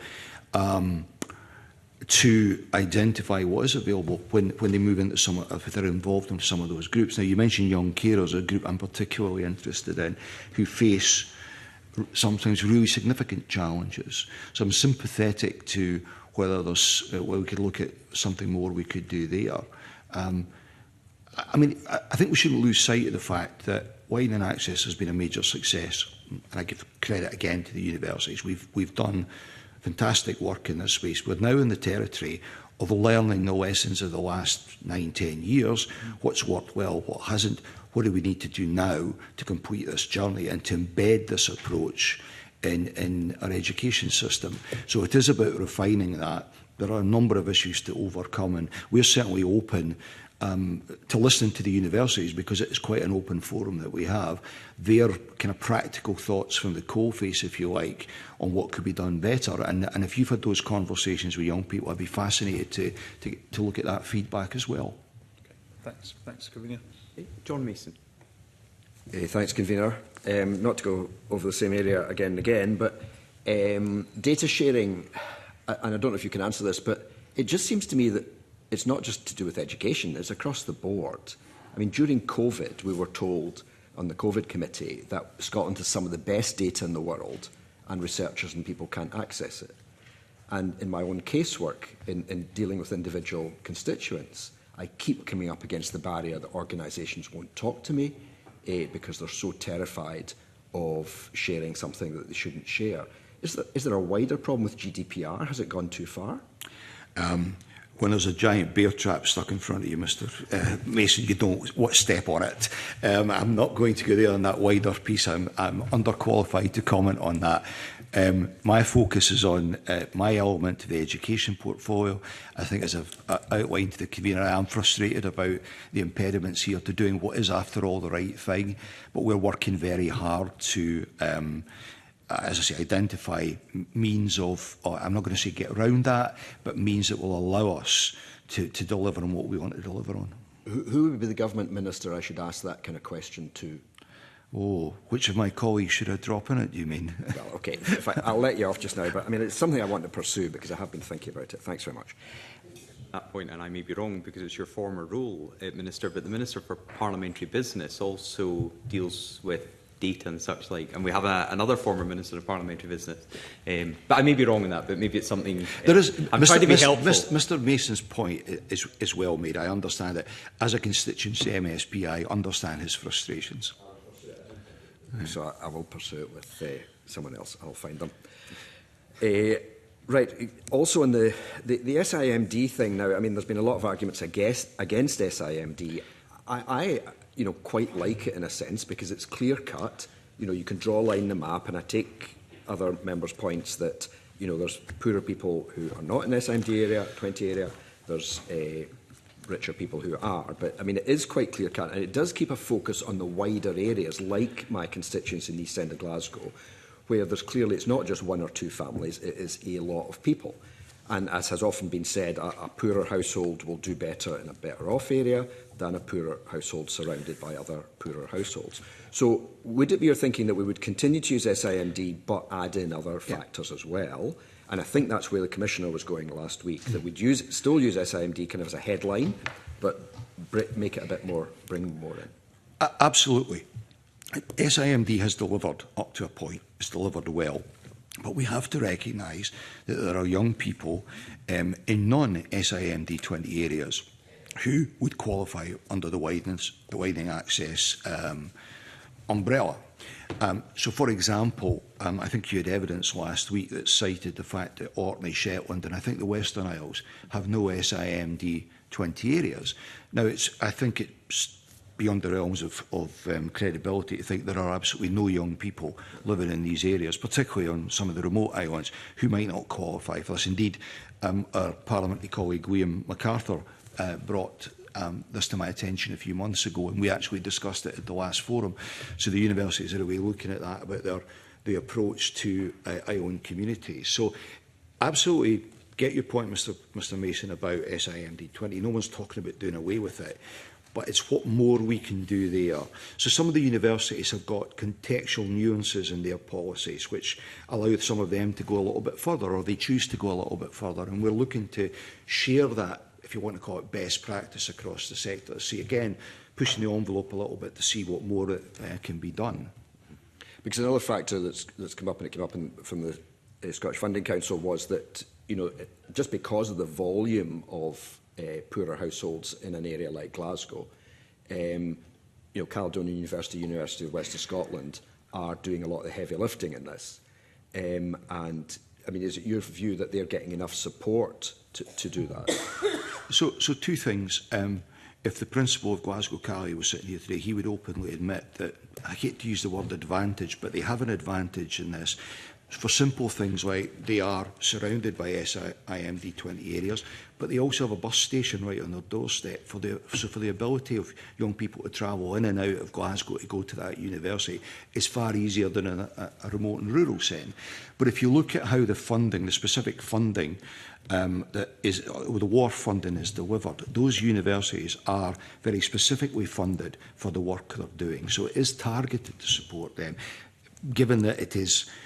You see from the numbers there, I think GCU contribute a third of the total, and there is monies there that follows that.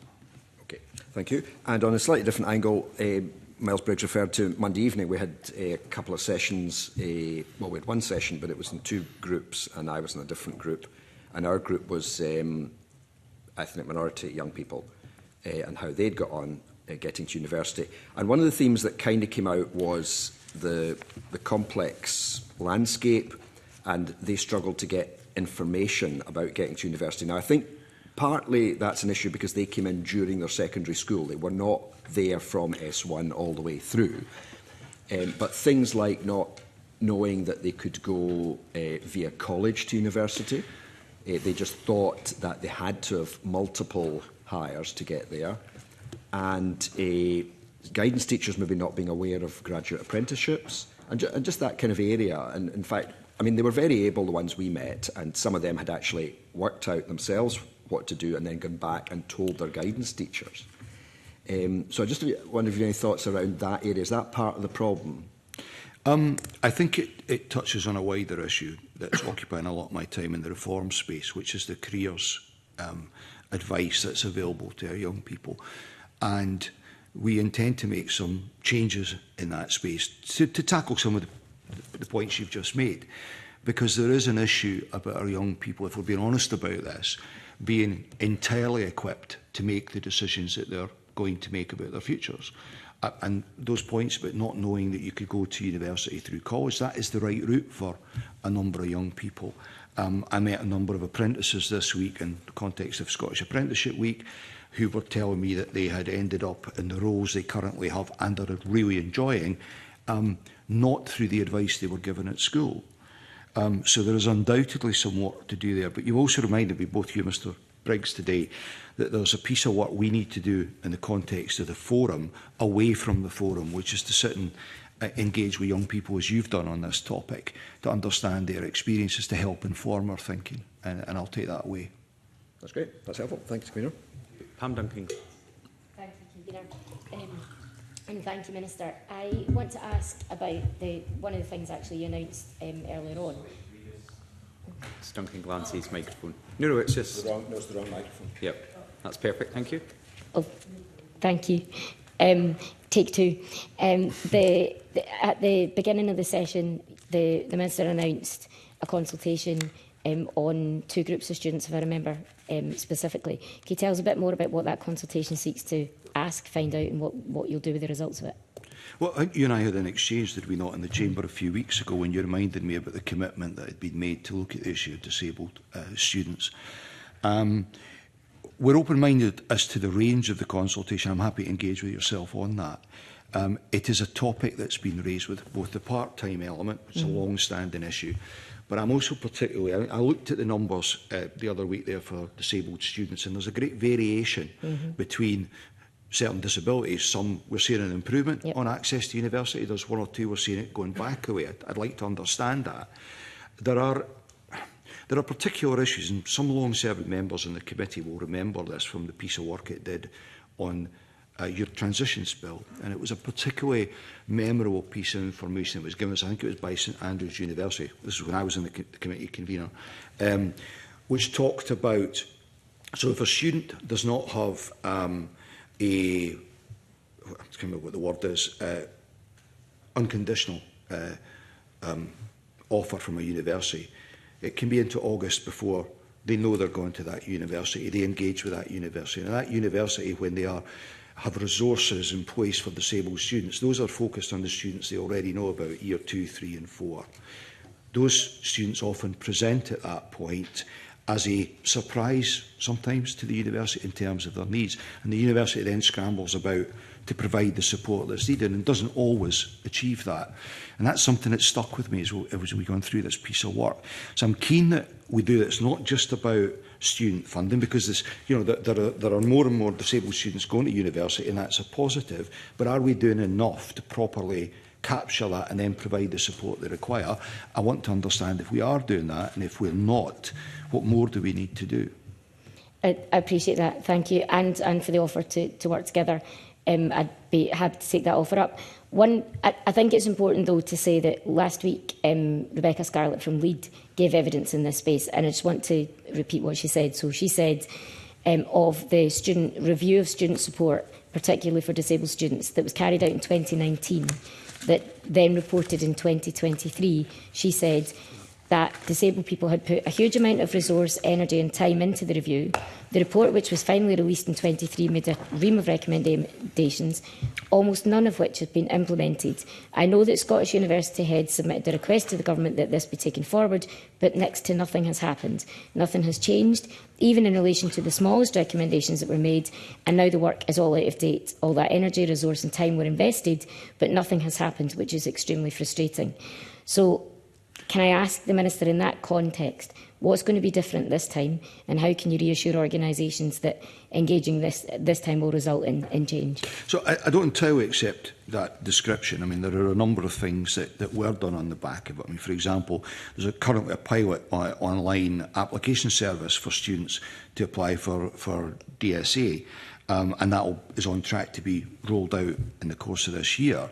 There's been some work done in updating the student portal. There's a number of things there, but I also accept that there have been issues in terms of that. I mean, what I would say to those who might be viewing that element of the consultation with a degree of cynicism is that I would hope that they would recognise that I wouldn't commit to doing this if I wasn't serious about delivering on it. I am keen that we engage properly on this. I think there's a number of areas, care experienced students we've done well with, but we can perhaps do better. But disabled students is one I want to be reassured with. You and I have discussed previously, Ms Duncan Glancy, about apprenticeships as well. I'm not convinced that we're doing enough in that space. So it is a commitment of mine in the year that I've got remaining in Parliament to do as much as we can here to identify what more may require to be done. And that should be informed by the lived experience of those who have gone through the system or are attempting to navigate the system. So I think I appreciate that. Thank you. There was a group convened on the back of the report with the 2023 recommendations, and that group hasn't been reconvened. Mm-hmm. So would it be fair to ask then that that group is reconvened, that the recommendations of the previous report are a starting point, and that any action that's taken seeks to build on them, begin to action them further, and doesn't undo any of that work and make people feel like they put in a lot of work for well, I think no you said a moment ago that according to the individual who gave evidence, that a lot of this was now out of date. Mm-hmm. So I think you would need to take account of that. It's certainly, I was reading a briefing on the findings the other day. It's certainly something that we could base some of the consultation on. But I think you would want to have, I'll take that away and think about it in terms of reconvening the group. That might feed into the consultation. I'm happy to engage further on that.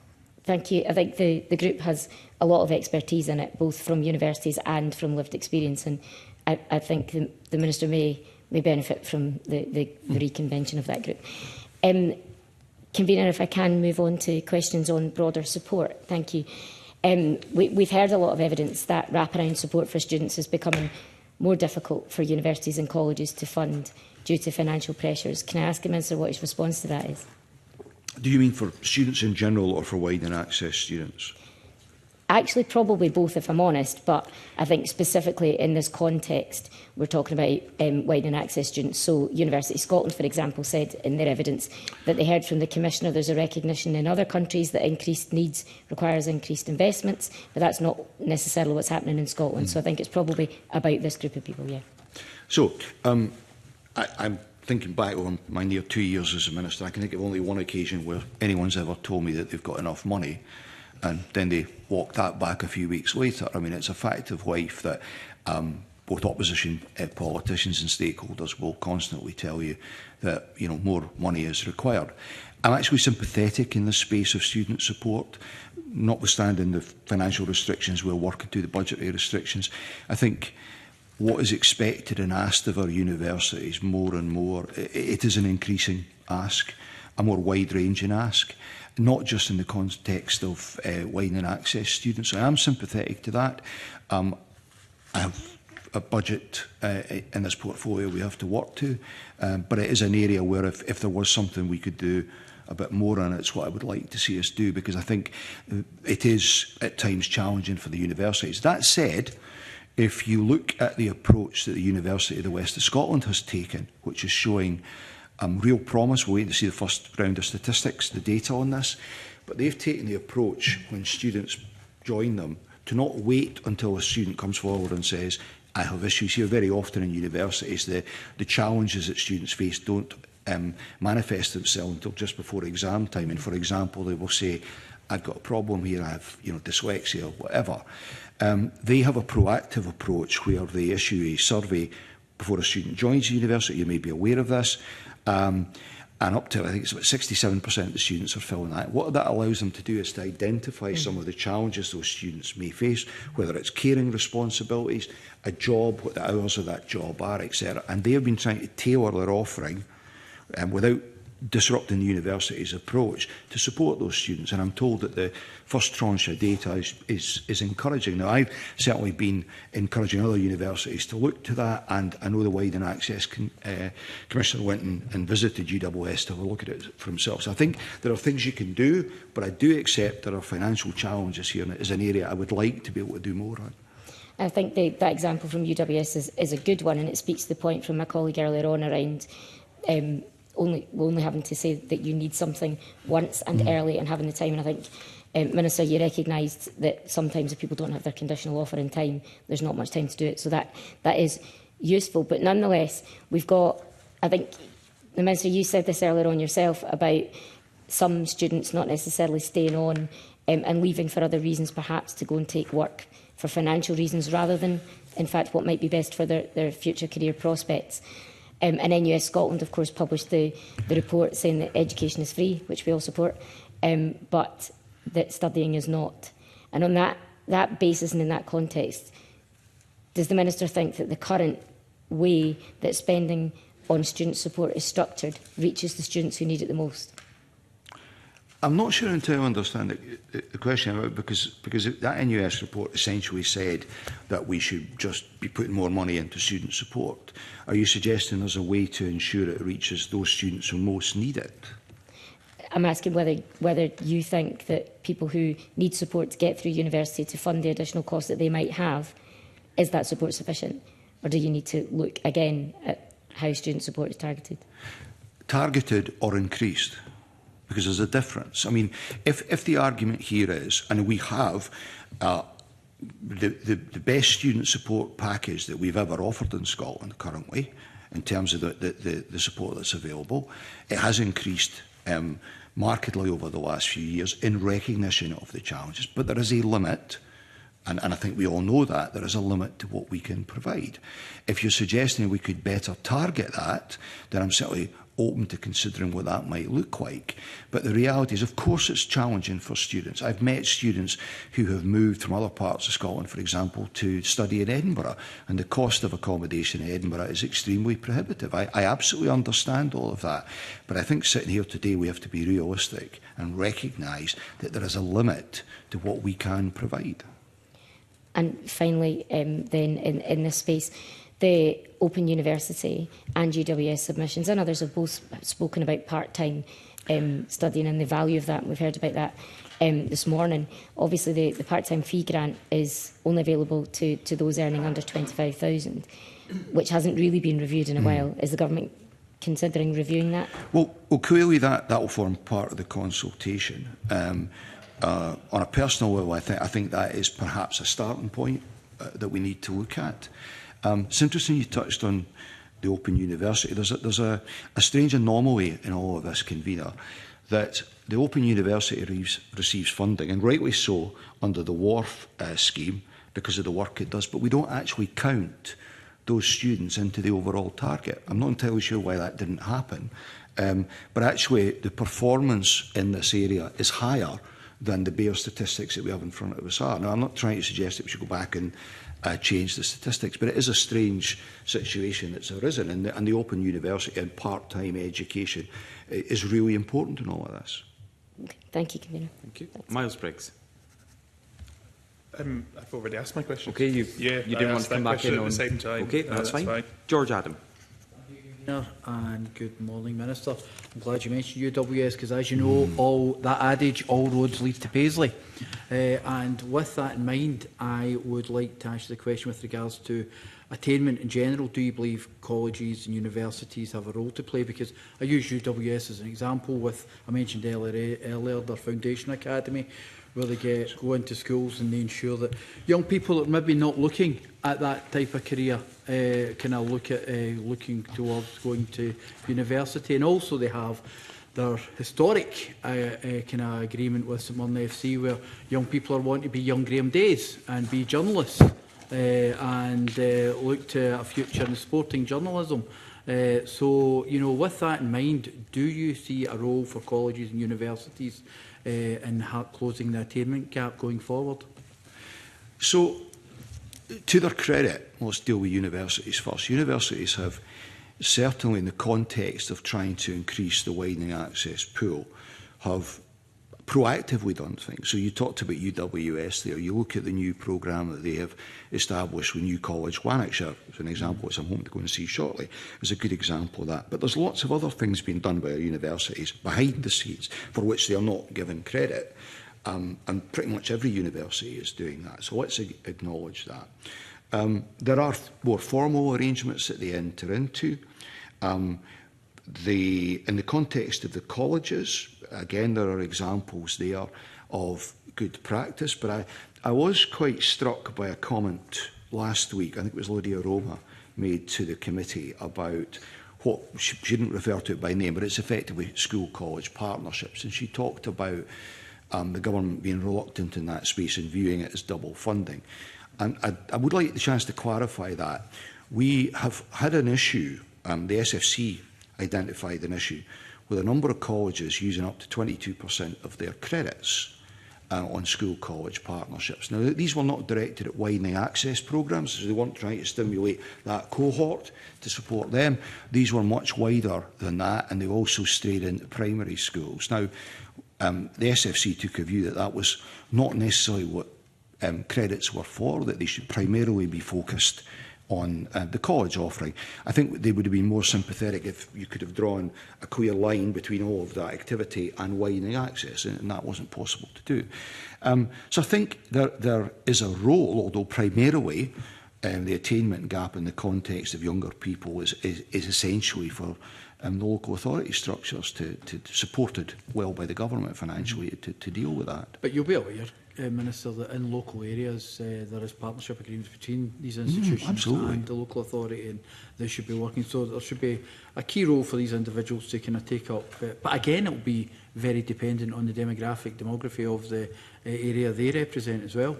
Well, but it's more than that. I mean, for example, we all are aware of the issue about getting young women into STEM careers.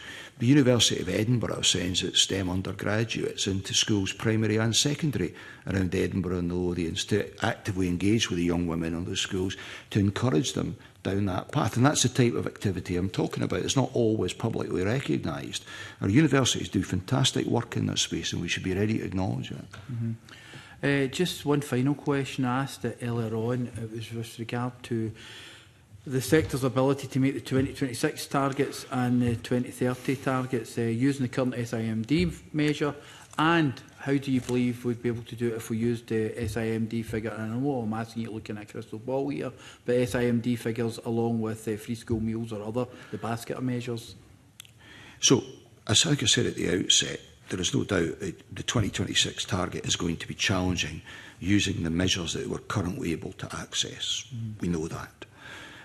But as the Commissioner said last week, we shouldn't be entirely hung up on the 26 target and do things that are purely predicated on that. We ought to be looking to the longer term, things that can be embedded in the approach that will absolutely hit the 2030 target and make sure this is part of the landscape. So in terms of depending on what we can do around the data sharing issues, how quickly we can launch some of this, realistically 2026 is challenging. But I do believe that, in fact, I'm certain that the mindset of everyone that's involved is absolutely focused on attempting to do that. And beyond that, for 2030, 100% focused on delivering to it. Our job, as I said at the outset, is to assist the institutions, to give them the tools that they need in order to achieve that target. And I can't stress enough the constructive way in which everyone is working to that end. Can I just add, just as an addition, in my time in and out of this committee since I've been here, actually I feel that people, institutions in particular, are more proactive with regards to hitting this. It's not just a case of I talk quite a lot about UWS and Glasgow Cali at the figures, but others as well seem to be coming to the party and actually delivering something as well, which was not the case, say, 3 or 4 years ago. Well, if you look at the table, I think that Spice produced for the committee, I mean, it's quite clear that pretty much everyone is doing their bit. Now, the Commissioner's ask around individual targets, I think it's a good one. Because there are some universities who can easily get to where they've got to and can go beyond. For others, there are some other additional challenges. And I should have said earlier, Convener, we're waiting for a formal response from University of Scotland, but we understand that the university sector are agreeable to that approach that the Commissioner has suggested, and we'll be looking to take that forward as quickly as we can. Okay, thank you. So how would that be taken forward? Because I thought it was an interesting suggestion from the Commissioner, but it also raised questions, why could no one see this at the inception of these targets, that clearly areas that have less numbers meeting that criteria, it will struggle to meet the targets? I take that point. But hindsight's a wonderful thing. No one, when Parliament launched this approach, envisaged a pandemic, envisaged a cost of living crisis, envisaged that SIMD 20 on its own wouldn't get us there. You learn from the experiences you go through this, but there is definitely I thought there might have been a bit of resistance to suggestion in this space, but absolutely it appears not. And I think that's also indicative of the commitment here on the part of our institutions to deliver on this. And so what needs to happen? Is it just you write a letter and they change the criteria and the recording and then the analysis of that data? We are about to move on that once we get that formal letter, and I will write to you and advise. I think it could be done pretty quickly, Convener. I don't think this will become onerous and require structures to be put in place. Okay, thank you. Keith Brown. Thanks. You said at the start, Minister, that just to get the logic of it right, that you wanted to do, in relation to the data collection, you wanted to do it, you wanted to work out, can we do it, and then how can we do it, and then you'll work out how much will it cost, which seems to me a perfectly logical way to go about things. But on the data collection itself, it strikes me that in all this evidence we've heard today and last week, nobody talked about, everyone's keen to rush past the issues that might be there, but we're actually talking about people's individual data, the rights that people have to have their data protected. Yeah. And it's maybe worth just mentioning that. However, having said that, John Mason's point earlier is a very strong point. There was a time, maybe 2 years ago, when there seemed to be an increasing recognition that whether GDPR or data protection had gone so far it was preventing public bodies in the UK from doing things they'd want to do. And that was a comparison with other European countries in particular. And it's hard to judge from what you've said because we don't have specific examples of what hurdles you envisage being there just now, exactly what the issues would be. Are you able to... Well, it'd be good to get an answer to John Mason's question, actually, to find out if the government's got a view on generally how data protection, GDPR, could be refined in order to make it more effective. But are you able to give any examples of the issues which you're turning up so far, which are proving problematic? With respect, it's way above my pay grade to comment on the government's view of GDPR. And I would also correct one thing. It's not about gathering the data. The data is there. It's gathered. It's held. It's the sharing of the data that's problematic.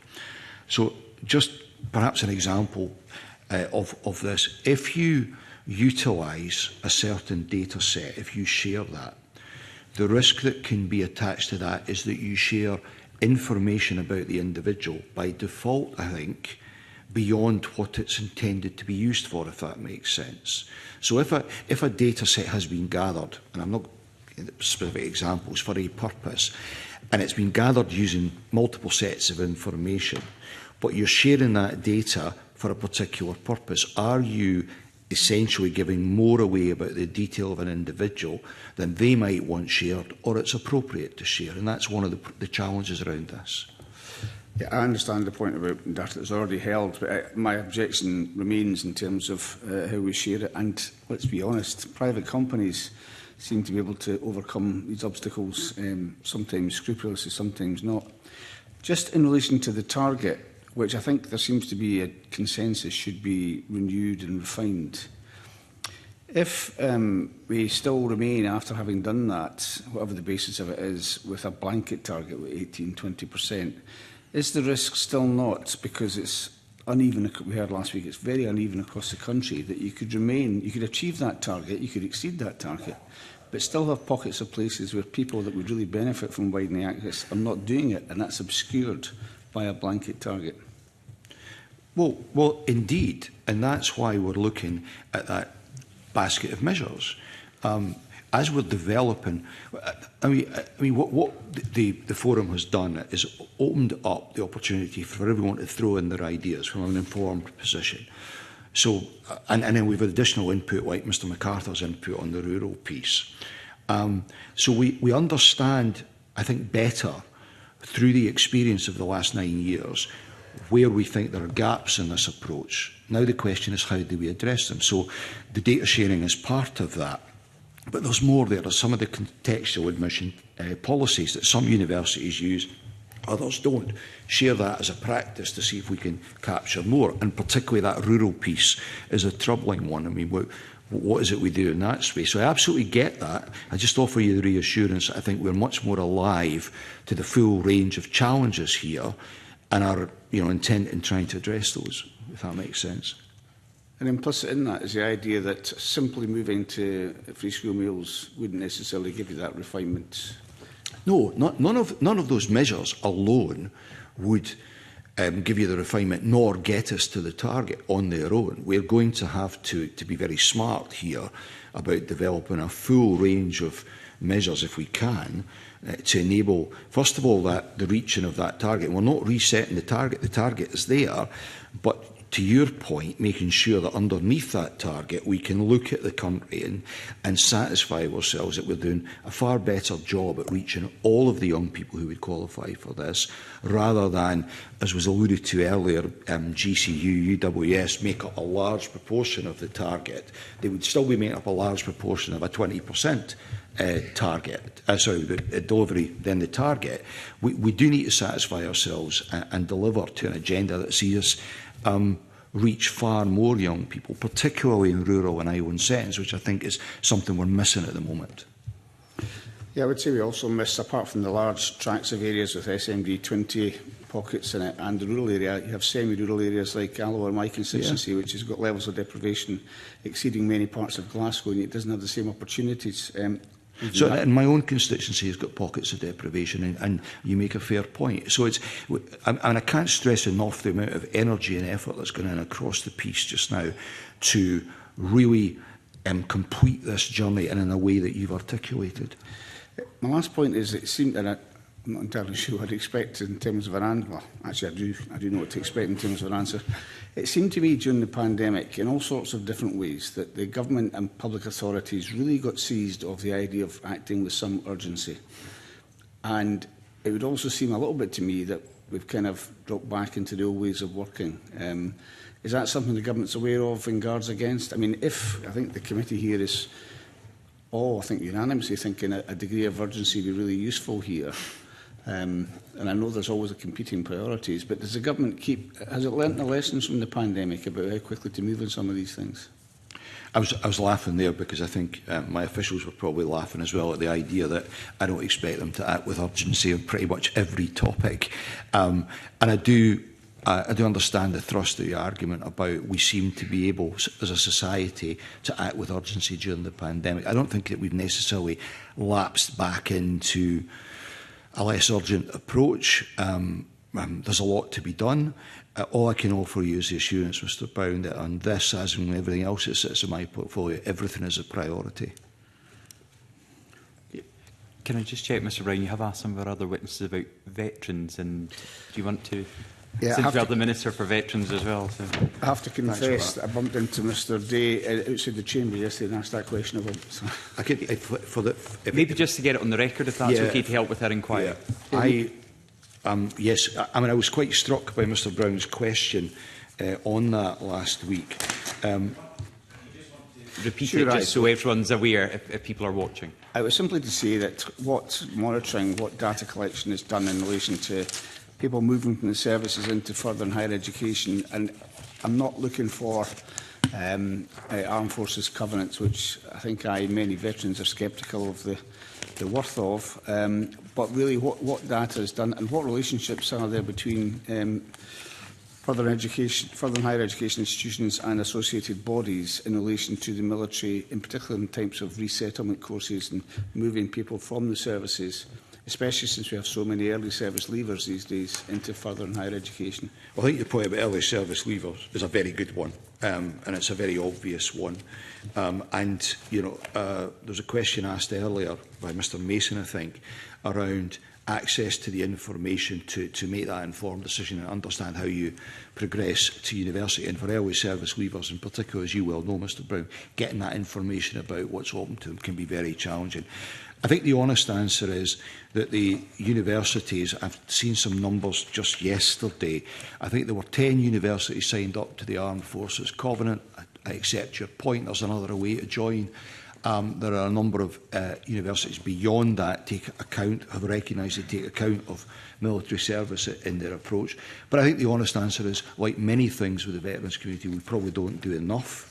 And your line of questioning last week has prompted me to commission a piece of work to look more closely at that, to see if we are doing enough in that space to ensure that our universities are alive to their responsibilities, if that's the word, in the context of veterans. I mean, there is also, of course, it's incumbent on the military, when individuals are transitioning out of service, to equip them with the information that they require. Now, I think we both know that has improved over recent years, but it's not perfect. So I'll undertake, convener, out with the inquiry, because it'll take a bit of time, to write back to Mr Brown and the committee with some detail on that, because he's set something in train. Just one thing on that, convener. I mean, I for many years advocated that when somebody joins the armed forces, they should immediately put their name down for housing when they leave the armed forces, which they're entitled to do. But similarly, as the Minister said, there should be an obligation on the armed forces to look after people.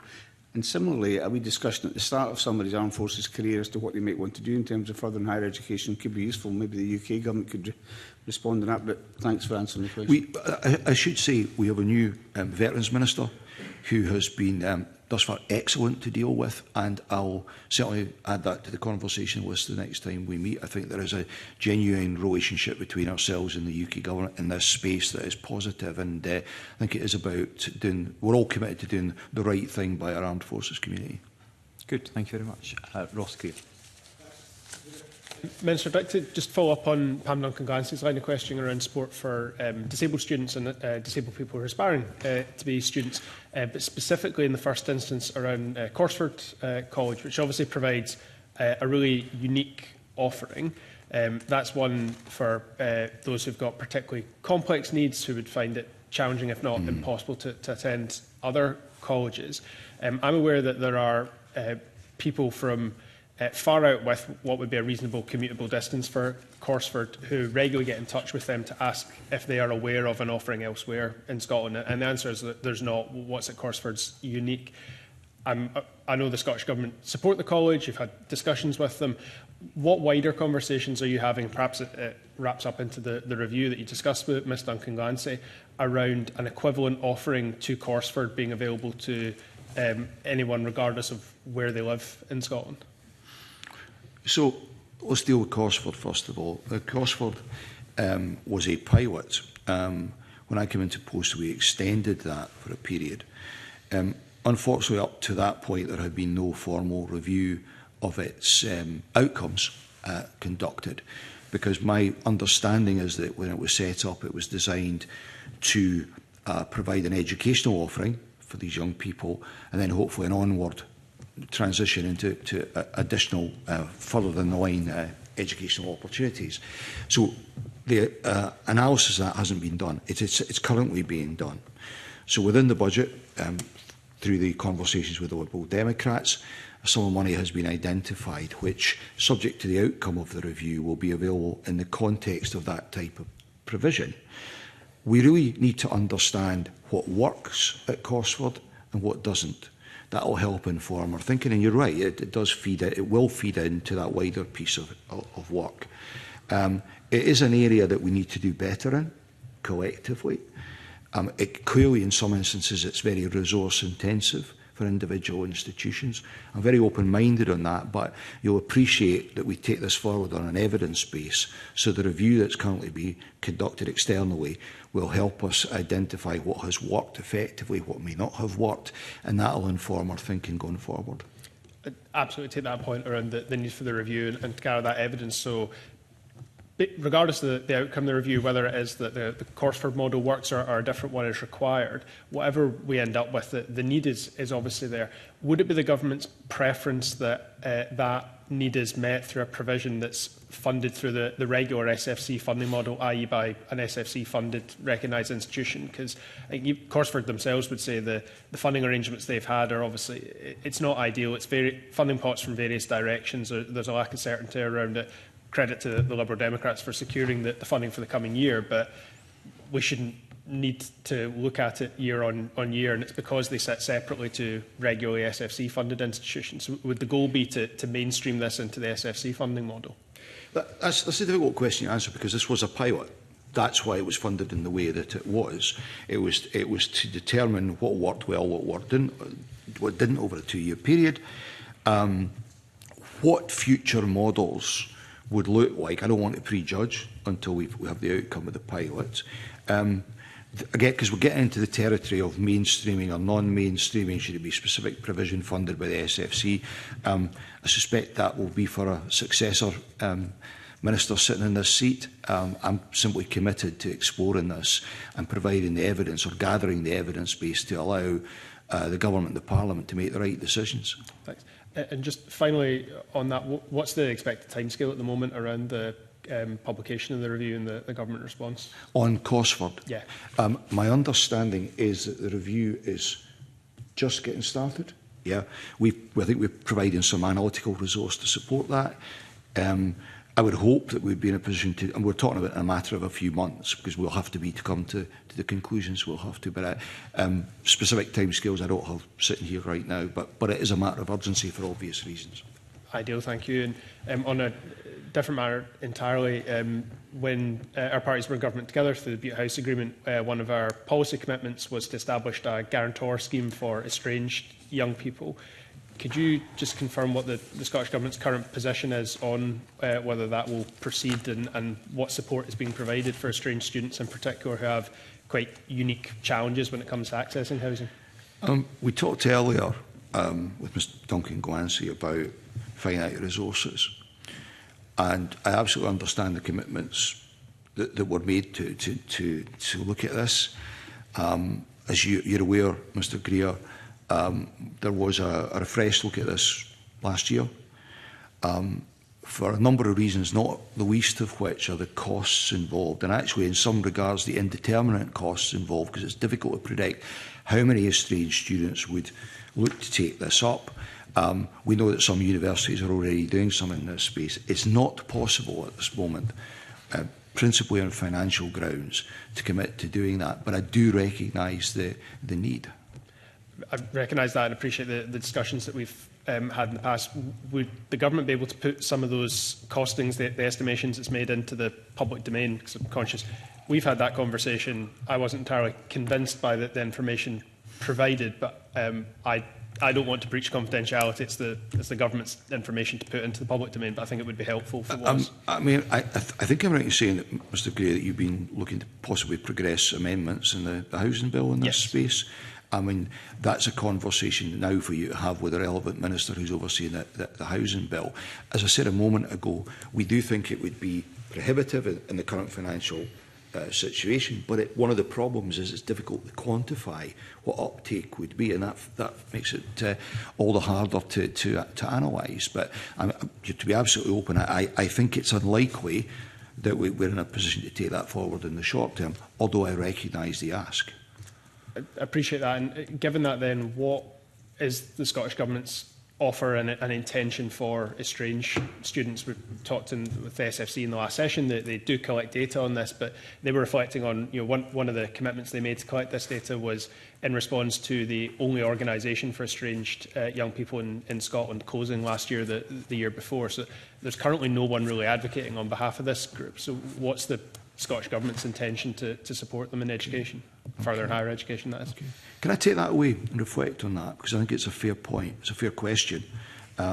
We talked earlier about the input to our thinking around widening access with young people that we've not done, but the committee had done on Monday night. And I think we probably need to do better engagement with that group, particularly if the one representative group is no longer there to advocate for them. Let me take that away and think about what we can do in that space. I will write back to the committee. Much appreciated. Thank you. Okay, and just finally on this, could I ask a little bit wider around the housing situation for students? This is something that we spoke to our participants about on Monday night, about one of the potential barriers. It's not just getting the grades to get into university, but then, and I think you mentioned earlier, that some people had been declining because of family circumstances. Maybe they've got to go out and work rather than go and study, and it is becoming for some unaffordable. I had a virtual meeting with representatives from the Highlands and Islands Student Association yesterday, William Campbell and Shannon McCallum, and they gave me an example which they gave me permission to share with you today, because actually it's both a ministerial point of view but also a local issue, that they have a fellow student who has to travel from Angus to Fort William on a daily basis because she can't afford the student accommodation in Fort William, and she can only actually afford to do the travel for part of that time, and then that travel cost becomes prohibitive. what do you recognise as the challenges, particularly around student accommodation and affordability of that, to assist with widening access for higher education? And what solutions can the government offer? I know you've mentioned the housing bill that's coming up, and that's why I had this call with the representatives yesterday. But when you hear an example of someone having, and you'll know that route between Angus and Fort William, can you imagine doing that on a daily basis to study because you can't afford the student accommodation and, in some cases, the availability of student accommodation? Well, indeed, but I think it's a wider issue than just widening access. It is, and it probably goes to your point to Pam Duncan-Glancy in her earlier question. So I've been doing a lot of work of late engaging with other governments, other countries, in the context of international students, as we look to de-risk some of that and to attract students from other countries, which is not easy given the circumstances. And we've been exploring with them what are the impediments, what are the perceived impediments. And housing comes up, accommodation comes up quite a lot.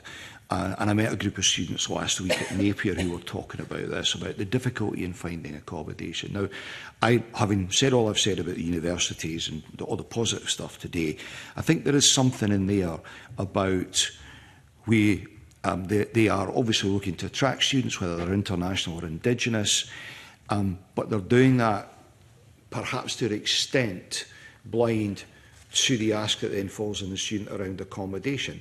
And I was hearing the other day about international students who face particular challenges about deposits on properties where landlords are looking for additional deposits. So there is something quite a lot in that space. Now, obviously, the universities deal with this. We've got the PBSA review steering group made a number of recommendations. I'm not directly involved in that, but I am very much alive to that issue. I'm guessing that student from Angus is not a constituent of mine, or I heard by now. But that's a pretty extreme example, but it's there. And particularly in some of our smaller institutions who don't have a lot of student accommodation, if they have at all. And therefore, there is an expectation that the students find somewhere to live in areas where it's really difficult to get accommodation. So I'm not going to sit here today and say we've got a magic wand to address this, but I'm very much alive to that with the universities, because I think there is a bit of responsibility in this space about it's not just enough, and you're right about widening access. If the challenges widening access students may face are more acute, and I think it's, we have been encouraging universities and colleges to work more closely with local authorities around the options there. But let me add that to the agenda for the next Widening Access Forum, to have a discussion with the universities about that particular type of challenge, if that's okay. Okay, thank you very much. That concludes this element of our meeting today. Can I thank you and your officials for your responses on widening access? You've given a commitment to write to us on a number of points. I did ask this of the witnesses last week because this is quite a short inquiry. If we could get that back quite urgently, it'll allow us to keep with our committee schedule. But we also alerted you last week that there are a number of questions, since we have you in front of us today, around funding for universities, University of Dundee and others. So could I begin by asking you, what is your view on the proportion of the £15 million announced by the government in the budget that should or will go to Dundee University? So we have to be very careful here, Mr Ross, about the role of ministers in this. There has to be a separation between ministers, the SFC and institutions, not least of all because of their ONS classification. So ministers will not be directly involved in directing the SFC as to how to allocate monies and on what basis. That said, the Cabinet Secretary was clear that the monies were available for SFC to utilise in the space of supporting institutions with sustainability issues, including Dundee. And Dundee is without doubt the most pressing example of an institution that has challenges. The SFC is currently engaged with the University of Dundee on what form of support and the scale of the support that will be provided. They'll also determine any conditions that are attached to that support. And I should say that this is a daily dialogue that's going on between the SFC and the University of Dundee. Clearly this is an evolving issue, but when you came to our committee in the first week back after the Christmas recess at the beginning of January, we were discussing this issue, and then it became a budget commitment on the day of the vote. Where did those discussions come from, and why was £15 million the value agreed to? And at what point were Dundee University, SFC and others who potentially may bid for this funding made available of that additional amount in the budget? So the sum of money that you're talking about reflects an underspend in financial transactions that was available. That's where the 15 million figure was arrived at. That figure was announced as it ought to be to Parliament first, and thereafter it falls to the SFC to have discussions with the relevant parties, but it was announced to Parliament first, as it ought to have been. But there had been discussions up until that point. We heard from the Funding Council that earlier this morning that they'd been in dialogue with you in the lead up to that point. There have been extensive discussions with the University of Dundee in particular about their challenges, directly with the SFC on a regular basis. I met the new leadership, current leadership of the university several weeks ago directly. It was appropriate to do that because they had reached a point where they had articulated, or were beginning to articulate to the staff some of the challenges. So there were discussions with the University of Dundee taking place. But as I say, the £15 million figure was predicated on financial transactions underspend. That was the available monies. Do you accept that, and I've looked at the wording that you've used on this issue and the Cabinet Secretary when she announced this, that it is for universities such as Dundee, but do you accept the narrative from the government could have been construed by some people that this was £15 million for Dundee University, and that may now not be the case? It is for the SFC. I understand the point that you make. I also refer you back to the point I made at the outside about the relationship between ministers and individual institutions and ONS classification. It's a matter for the SFC to determine how it spends those monies. But self-evidently, the University of Dundee is in a different place to a number of other institutions in terms of the challenges it faces. SFC will make that determination ultimately. But the Cabinet Secretary said in the Chamber when announcing this that members of your party will back the budget which will help to sustain the University of Dundee, but without being able, therefore, based on what you said, to guarantee that. What I have said, I recall saying last week, that what the support that the University of Dundee will receive from the SFC, whether it is at the 15 million level or at a lesser amount using that financial transactions funding, is designed to provide it with breathing space to allow it to bring forward an appropriate financial recovery plan. None of us have ever suggested that this alone would resolve the issues at the University of Dundee. This will allow it time to work with the SFC, because the SFC will have oversight of its financial recovery plan, and its staff as well, who also need to be engaged in this, to come up with a way forward that returns the university to a sustainable footing. Willie Rennie. I mean, I completely understand the charitable status, the ONS classification and the limitations that you have. But I'm interested in where we've got to with the timescale. You've indicated before that a financial recovery plan was being prepared by the university. Do you have an understanding about when that will be available? So, my understanding is that I'm trying to think to give you an accurate answer to this. This is moving at considerable pace. If I say to you that the SFC are engaged with the University of Dundee on a daily basis on this, and have been for quite some time.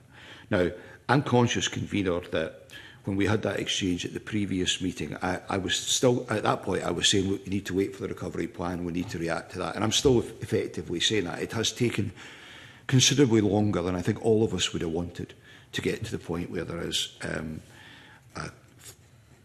certainly a degree of clarity on the scale of the issue and On one level, I understand why it feels that way to the staff, with all the uncertainty. On the other, we would all expect proper diligence to be at play here as the university, under its new finance director, absolutely bottoms out the scale of the problem, the nature of how they got there, and comes up with a plan that is actually robust. My understanding is, Mr Rennie, that the internal engagement, if I can put it that way, on the shape of the recovery should begin next week. And if what's next week? Just go over that again.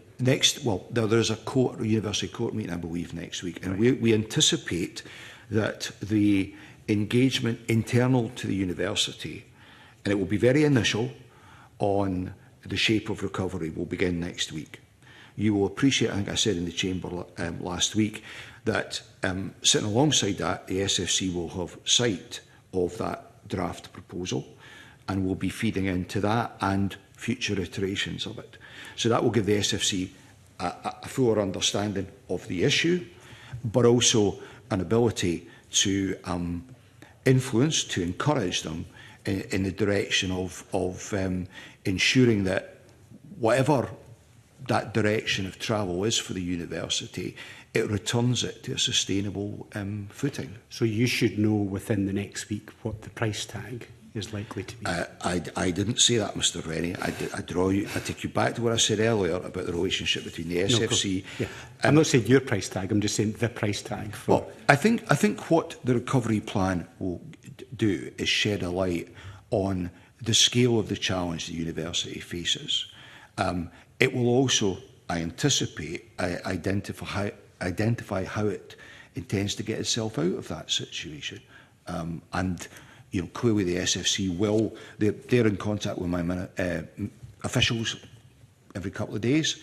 There will be conversations at that point as they identify what that looks like. And will you make a statement to Parliament? I suspect I'll be asked to. I suppose I'm asking you. Yeah. The challenge here is, Mr Rennie, that this is an individual institution, an autonomous institution. And it's not for ministers to comment on direct activities. What I do think requires to happen is I think there needs to be an open and frank dialogue with the staff and also with the MSPs who represent the area that the University of Dundee has been in. Now, there has been dialogue with both up till now. It has not been as open and detailed as I think all of those parties would have looked for, perhaps for understandable reasons. But I do think from next week onwards, we need to see a much more open dialogue. And of course, as the conveners alluded to, he's asked some questions today. If there are questions for the government in relation to that, then of course we're here to answer them. Okay, thanks very much. Pam Duncan-Clancy. Thank you, and I appreciate the way that you answered the point about price tag. Could the Minister set out a bit more detail about how the figure of 15 million came around? As I've said, the figure of £15 million is a reflection of an underspend that was available in financial transactions. So the budget to the SFC was increased to that level to give it the flexibility to respond to this situation. So it wasn't a figure that was plucked out of thin air, which I think is perhaps what you're alluding to. It was entirely linked to that amount of money that was available, or financial transactions that were available. But it wasn't linked to the scale or scope of any of the challenges across the sector? Well, right now, we are not clear on the scale of the challenge at the University of Dundee, for example. We're aware of action on the wider point that individual institutions are taking to address some of their challenges. Now, we can sit here today and we can bandy about how that's come about. We can talk about international student recruitment and the policies of the last UK government. We can talk about the level of teaching funding that's provided by the Scottish Government. We can talk about ENICS and the energy bills, etc. So there's a number of contributory factors. But for a number of our institutions, the simple facts of the matter is they grew rapidly on the back of significant increases in international student recruitment, which for whatever reason, and I suspect we don't want to get into that today, then contracted. And they are finding themselves with nothing like the income they had, but with that cost base, and they're taking action to address that. And I recognise that that can be painful in some instances in terms of job losses, but that's how they're acting. But we have never said, I've certainly never said, that the £50 million was deemed to be a solution for all of this. It was never presented as that. Thank you. Miles Briggs. Thanks, Convener. The Minister touched upon this since you were last at the meeting. Other universities, Edinburgh University, for example, has written out to staff to say it needs to find £140 million. So this £15 million fund, which, you know, from all the press coverage has pointed towards being for Dundee, that would be it for all institutions across Scotland who may come asking for support. Am I right in that answer you've given us? Well, Mr Briggs, the budget process has concluded, and I would point out that I don't recall anyone else, any other parties in part of the budget process asking for additional funding for the purpose that you've alluded to. So those monies were included in the budget in response to some of the challenges the SFC have identified. The simple fact here, and I would point out, these challenges are not unique to Scottish universities. This is a UK-wide problem. We've seen issues in Wales, we've seen issues in England, in some cases more serious issues than the majority of our universities have faced. There is a challenge there for our universities, particularly in relation to international student recruitment. We will work through the SFC with our institutions. It is a big issue, but there is no magic bullet to this. I mean, we're not, I think what you're alluding to here, we're not going to be in a position to come up with an enhanced fund that's going to resolve some of these issues. I mean, some of the universities are, I hate to use the phrase downsizing, but that's effectively what they're doing to match themselves to income. In some cases, it is reverting to a position where they were 2-3 years ago before they expanded on the back of an influx of students, particularly from Nigeria. Now, you know, the international student recruitment issue has largely and rightly been blamed on immigration policy, but in the context of Nigeria, it was much more than that. It was two deflations of currency. And I think from my conversations with the university, they are now much more circumspect on how they will grow in future, even if there is, and hopefully there will be, an uptick in international student numbers again. They will be more careful in how they grow and based upon the projections that come from that. Yeah, I don't know if the Minister heard the question I put to the SFC earlier in relation to their monitoring, the data reports they're getting. I didn't get an answer in terms of other institutions which would be of concern, but since he has been at committee now twice answering questions around this, are there other institutions, I'm not asking him to name them, which are in a similar position now reporting to government that they are likely to write out to their staff members soon with this, and just to get a picture of what this actually looks like across the university sector now in Scotland? So the SFC have been doing a piece of work on sustainability of institutions to determine, to get that broader picture, and of course to ascertain whether they believe there are any other institutions in a similar position to Dundee. I think the sense they have is that there aren't. That's not to say that a number of our institutions aren't facing the challenges that it's a UK-wide problem. I think the last figure I saw was that there were 70 universities across the UK implementing cuts of between 10 and 15% in response to those challenges. So that piece of work is there. I said at the committee previously, if there are any lessons to be learned from what's happened at Dundee, and there is a report being done on how this came about, then the opportunity will exist within the bill that we're bringing forward, the tertiary bill, to perhaps look at governance. And part of that governance may involve enhancing the powers of the SFC to improve their oversight, because essentially the SFC's information is only as good as what's reported to it. And if there is anything, and I stress if, then we're certainly open to looking at how we better equip the SFC, if that's necessary, to have a clearer picture of what's happening within institutions. Okay, thanks. I'm not sure you really answered Miles Briggs's first question, so can I ask it in a slightly different way? There is nothing to stop any other university in Scotland applying for some of or the whole £15 million. It would obviously be up to the Scottish Funding Council, but potentially we could see university courts at the moment saying, let's put in a bid. 5 of them could put in a bid for £3 million each. Is that correct? Despite what was said in the Chamber about this funding sustaining the University of Dundee, it could actually actually go to numerous universities, and therefore the quantum per university is reduced. The SFC will set the criteria for the use of that funding, because it's not a fund, it's funding that it's at its disposal. I would anticipate it would allocate any funding based on need.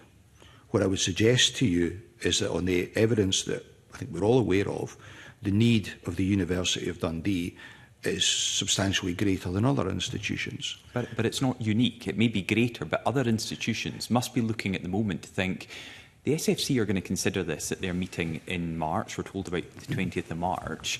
You know, they might even chance their arm and throw in a bid to get some money, because there are requests for funding throughout the sector. Of course, universities may choose to do that. The point I'm making is that the SFC will make a judgment on the seriousness of their circumstance, whether there are measures, as other universities have done, the University of Edinburgh, Robert Gordon's University of Aberdeen, are examples who have taken steps to address a problem which will address the issue that they have.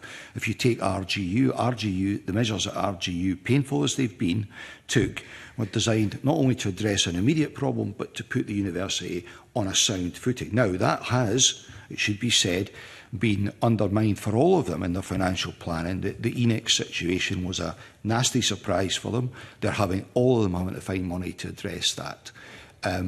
But just on my question, you're confirming, I think, if you can just use the words yourself, that this is a fund, depending on the criteria, that any university in Scotland could seek to meet the criteria to get part of that £15 million. The criteria, what I've said to you, Mr Ross, is the criteria will be, for the distribution of those monies will be set by the SFC. And will be open to every university? Well, they would, I don't know if you raised that question with them earlier. The money has been given, as we stated, for the purposes that we stated.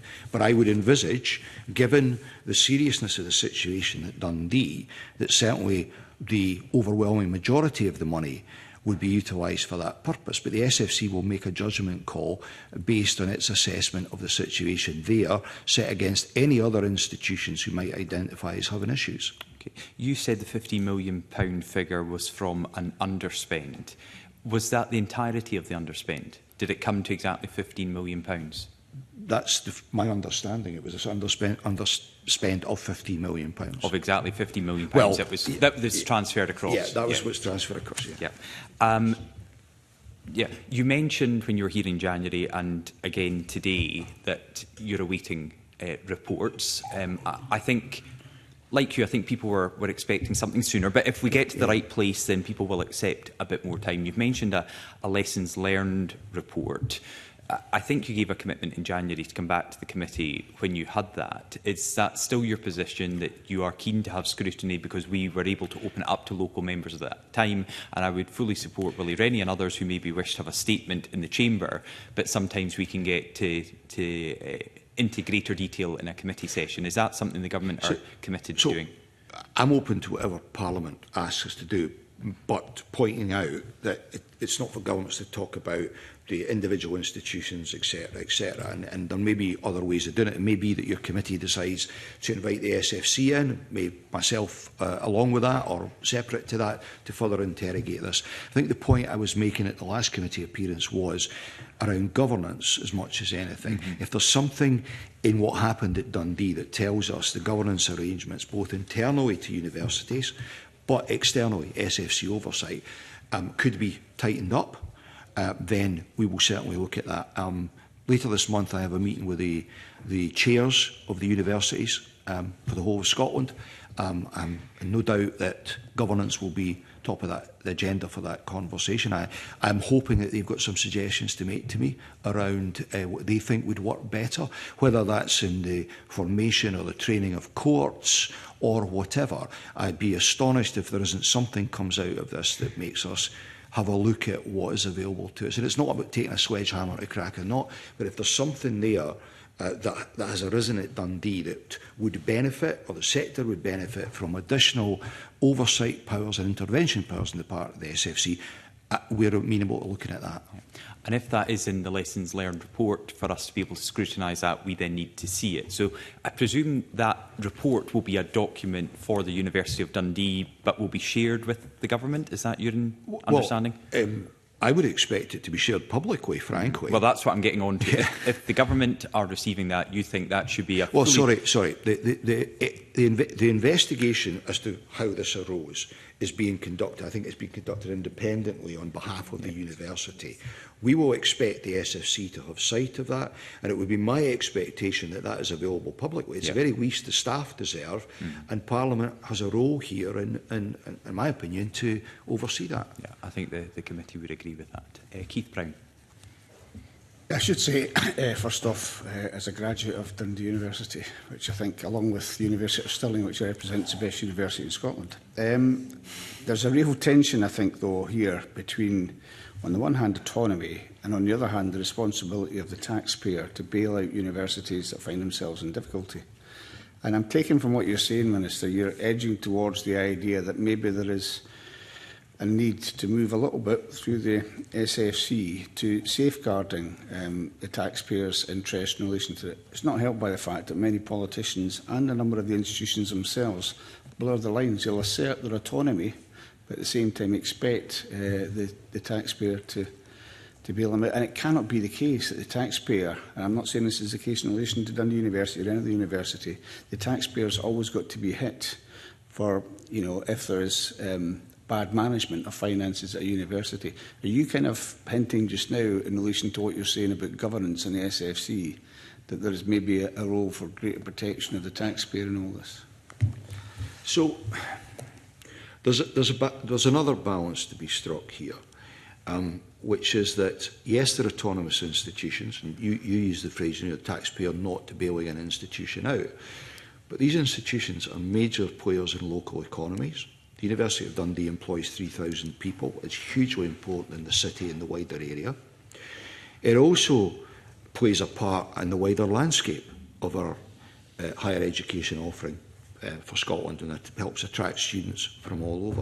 So these are hugely important institutions. Now, I don't disagree with you about creating an environment where it might be thought that it doesn't matter how you run an institution, that you will be bailed out by the taxpayer. And of course, that's a consideration. It's also the case, of course, that universities receive varying degrees of their income from public sources. So you get some universities where public funds are minimal. I think the University of Dundee is 25% roughly of its income was derived from public sources. But it's more than just about money, Mr Brown. It is, I absolutely accept your point, but it's about the importance of institutions, not just the University of Dundee, in that overall landscape in Scotland and the economy. They play hugely important parts in Scotland, and it's important that we preserve that. Yeah, I'm not questioning that, and I understand perfectly the greater economic benefit that an institution like Dundee, and I'm not focusing particularly on them, can have, and why you'd want to see those universities, institutions protected. The point is about the balancing the interests of the taxpayer with this perceived real autonomy for institutions. It's a very difficult balance to strike, and what I'm saying is, in what you said about the SFC perhaps taking a greater role in relation to governance, are you recognising that tension? Yeah, sorry, if I've picked you up wrongly, my apologies. I think you're right. I think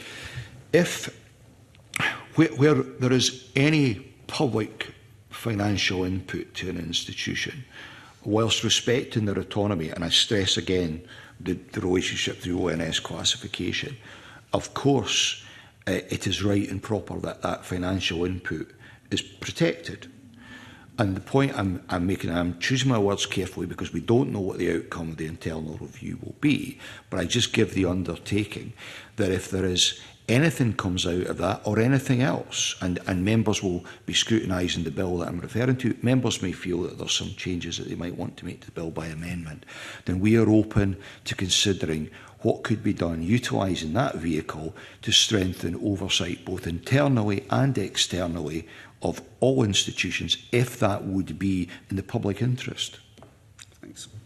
Okay, thank you very much, Minister, and again to your officials for your evidence earlier. I'll suspend the meeting to allow the Minister to leave and to allow the committee to move into private session. Thank you.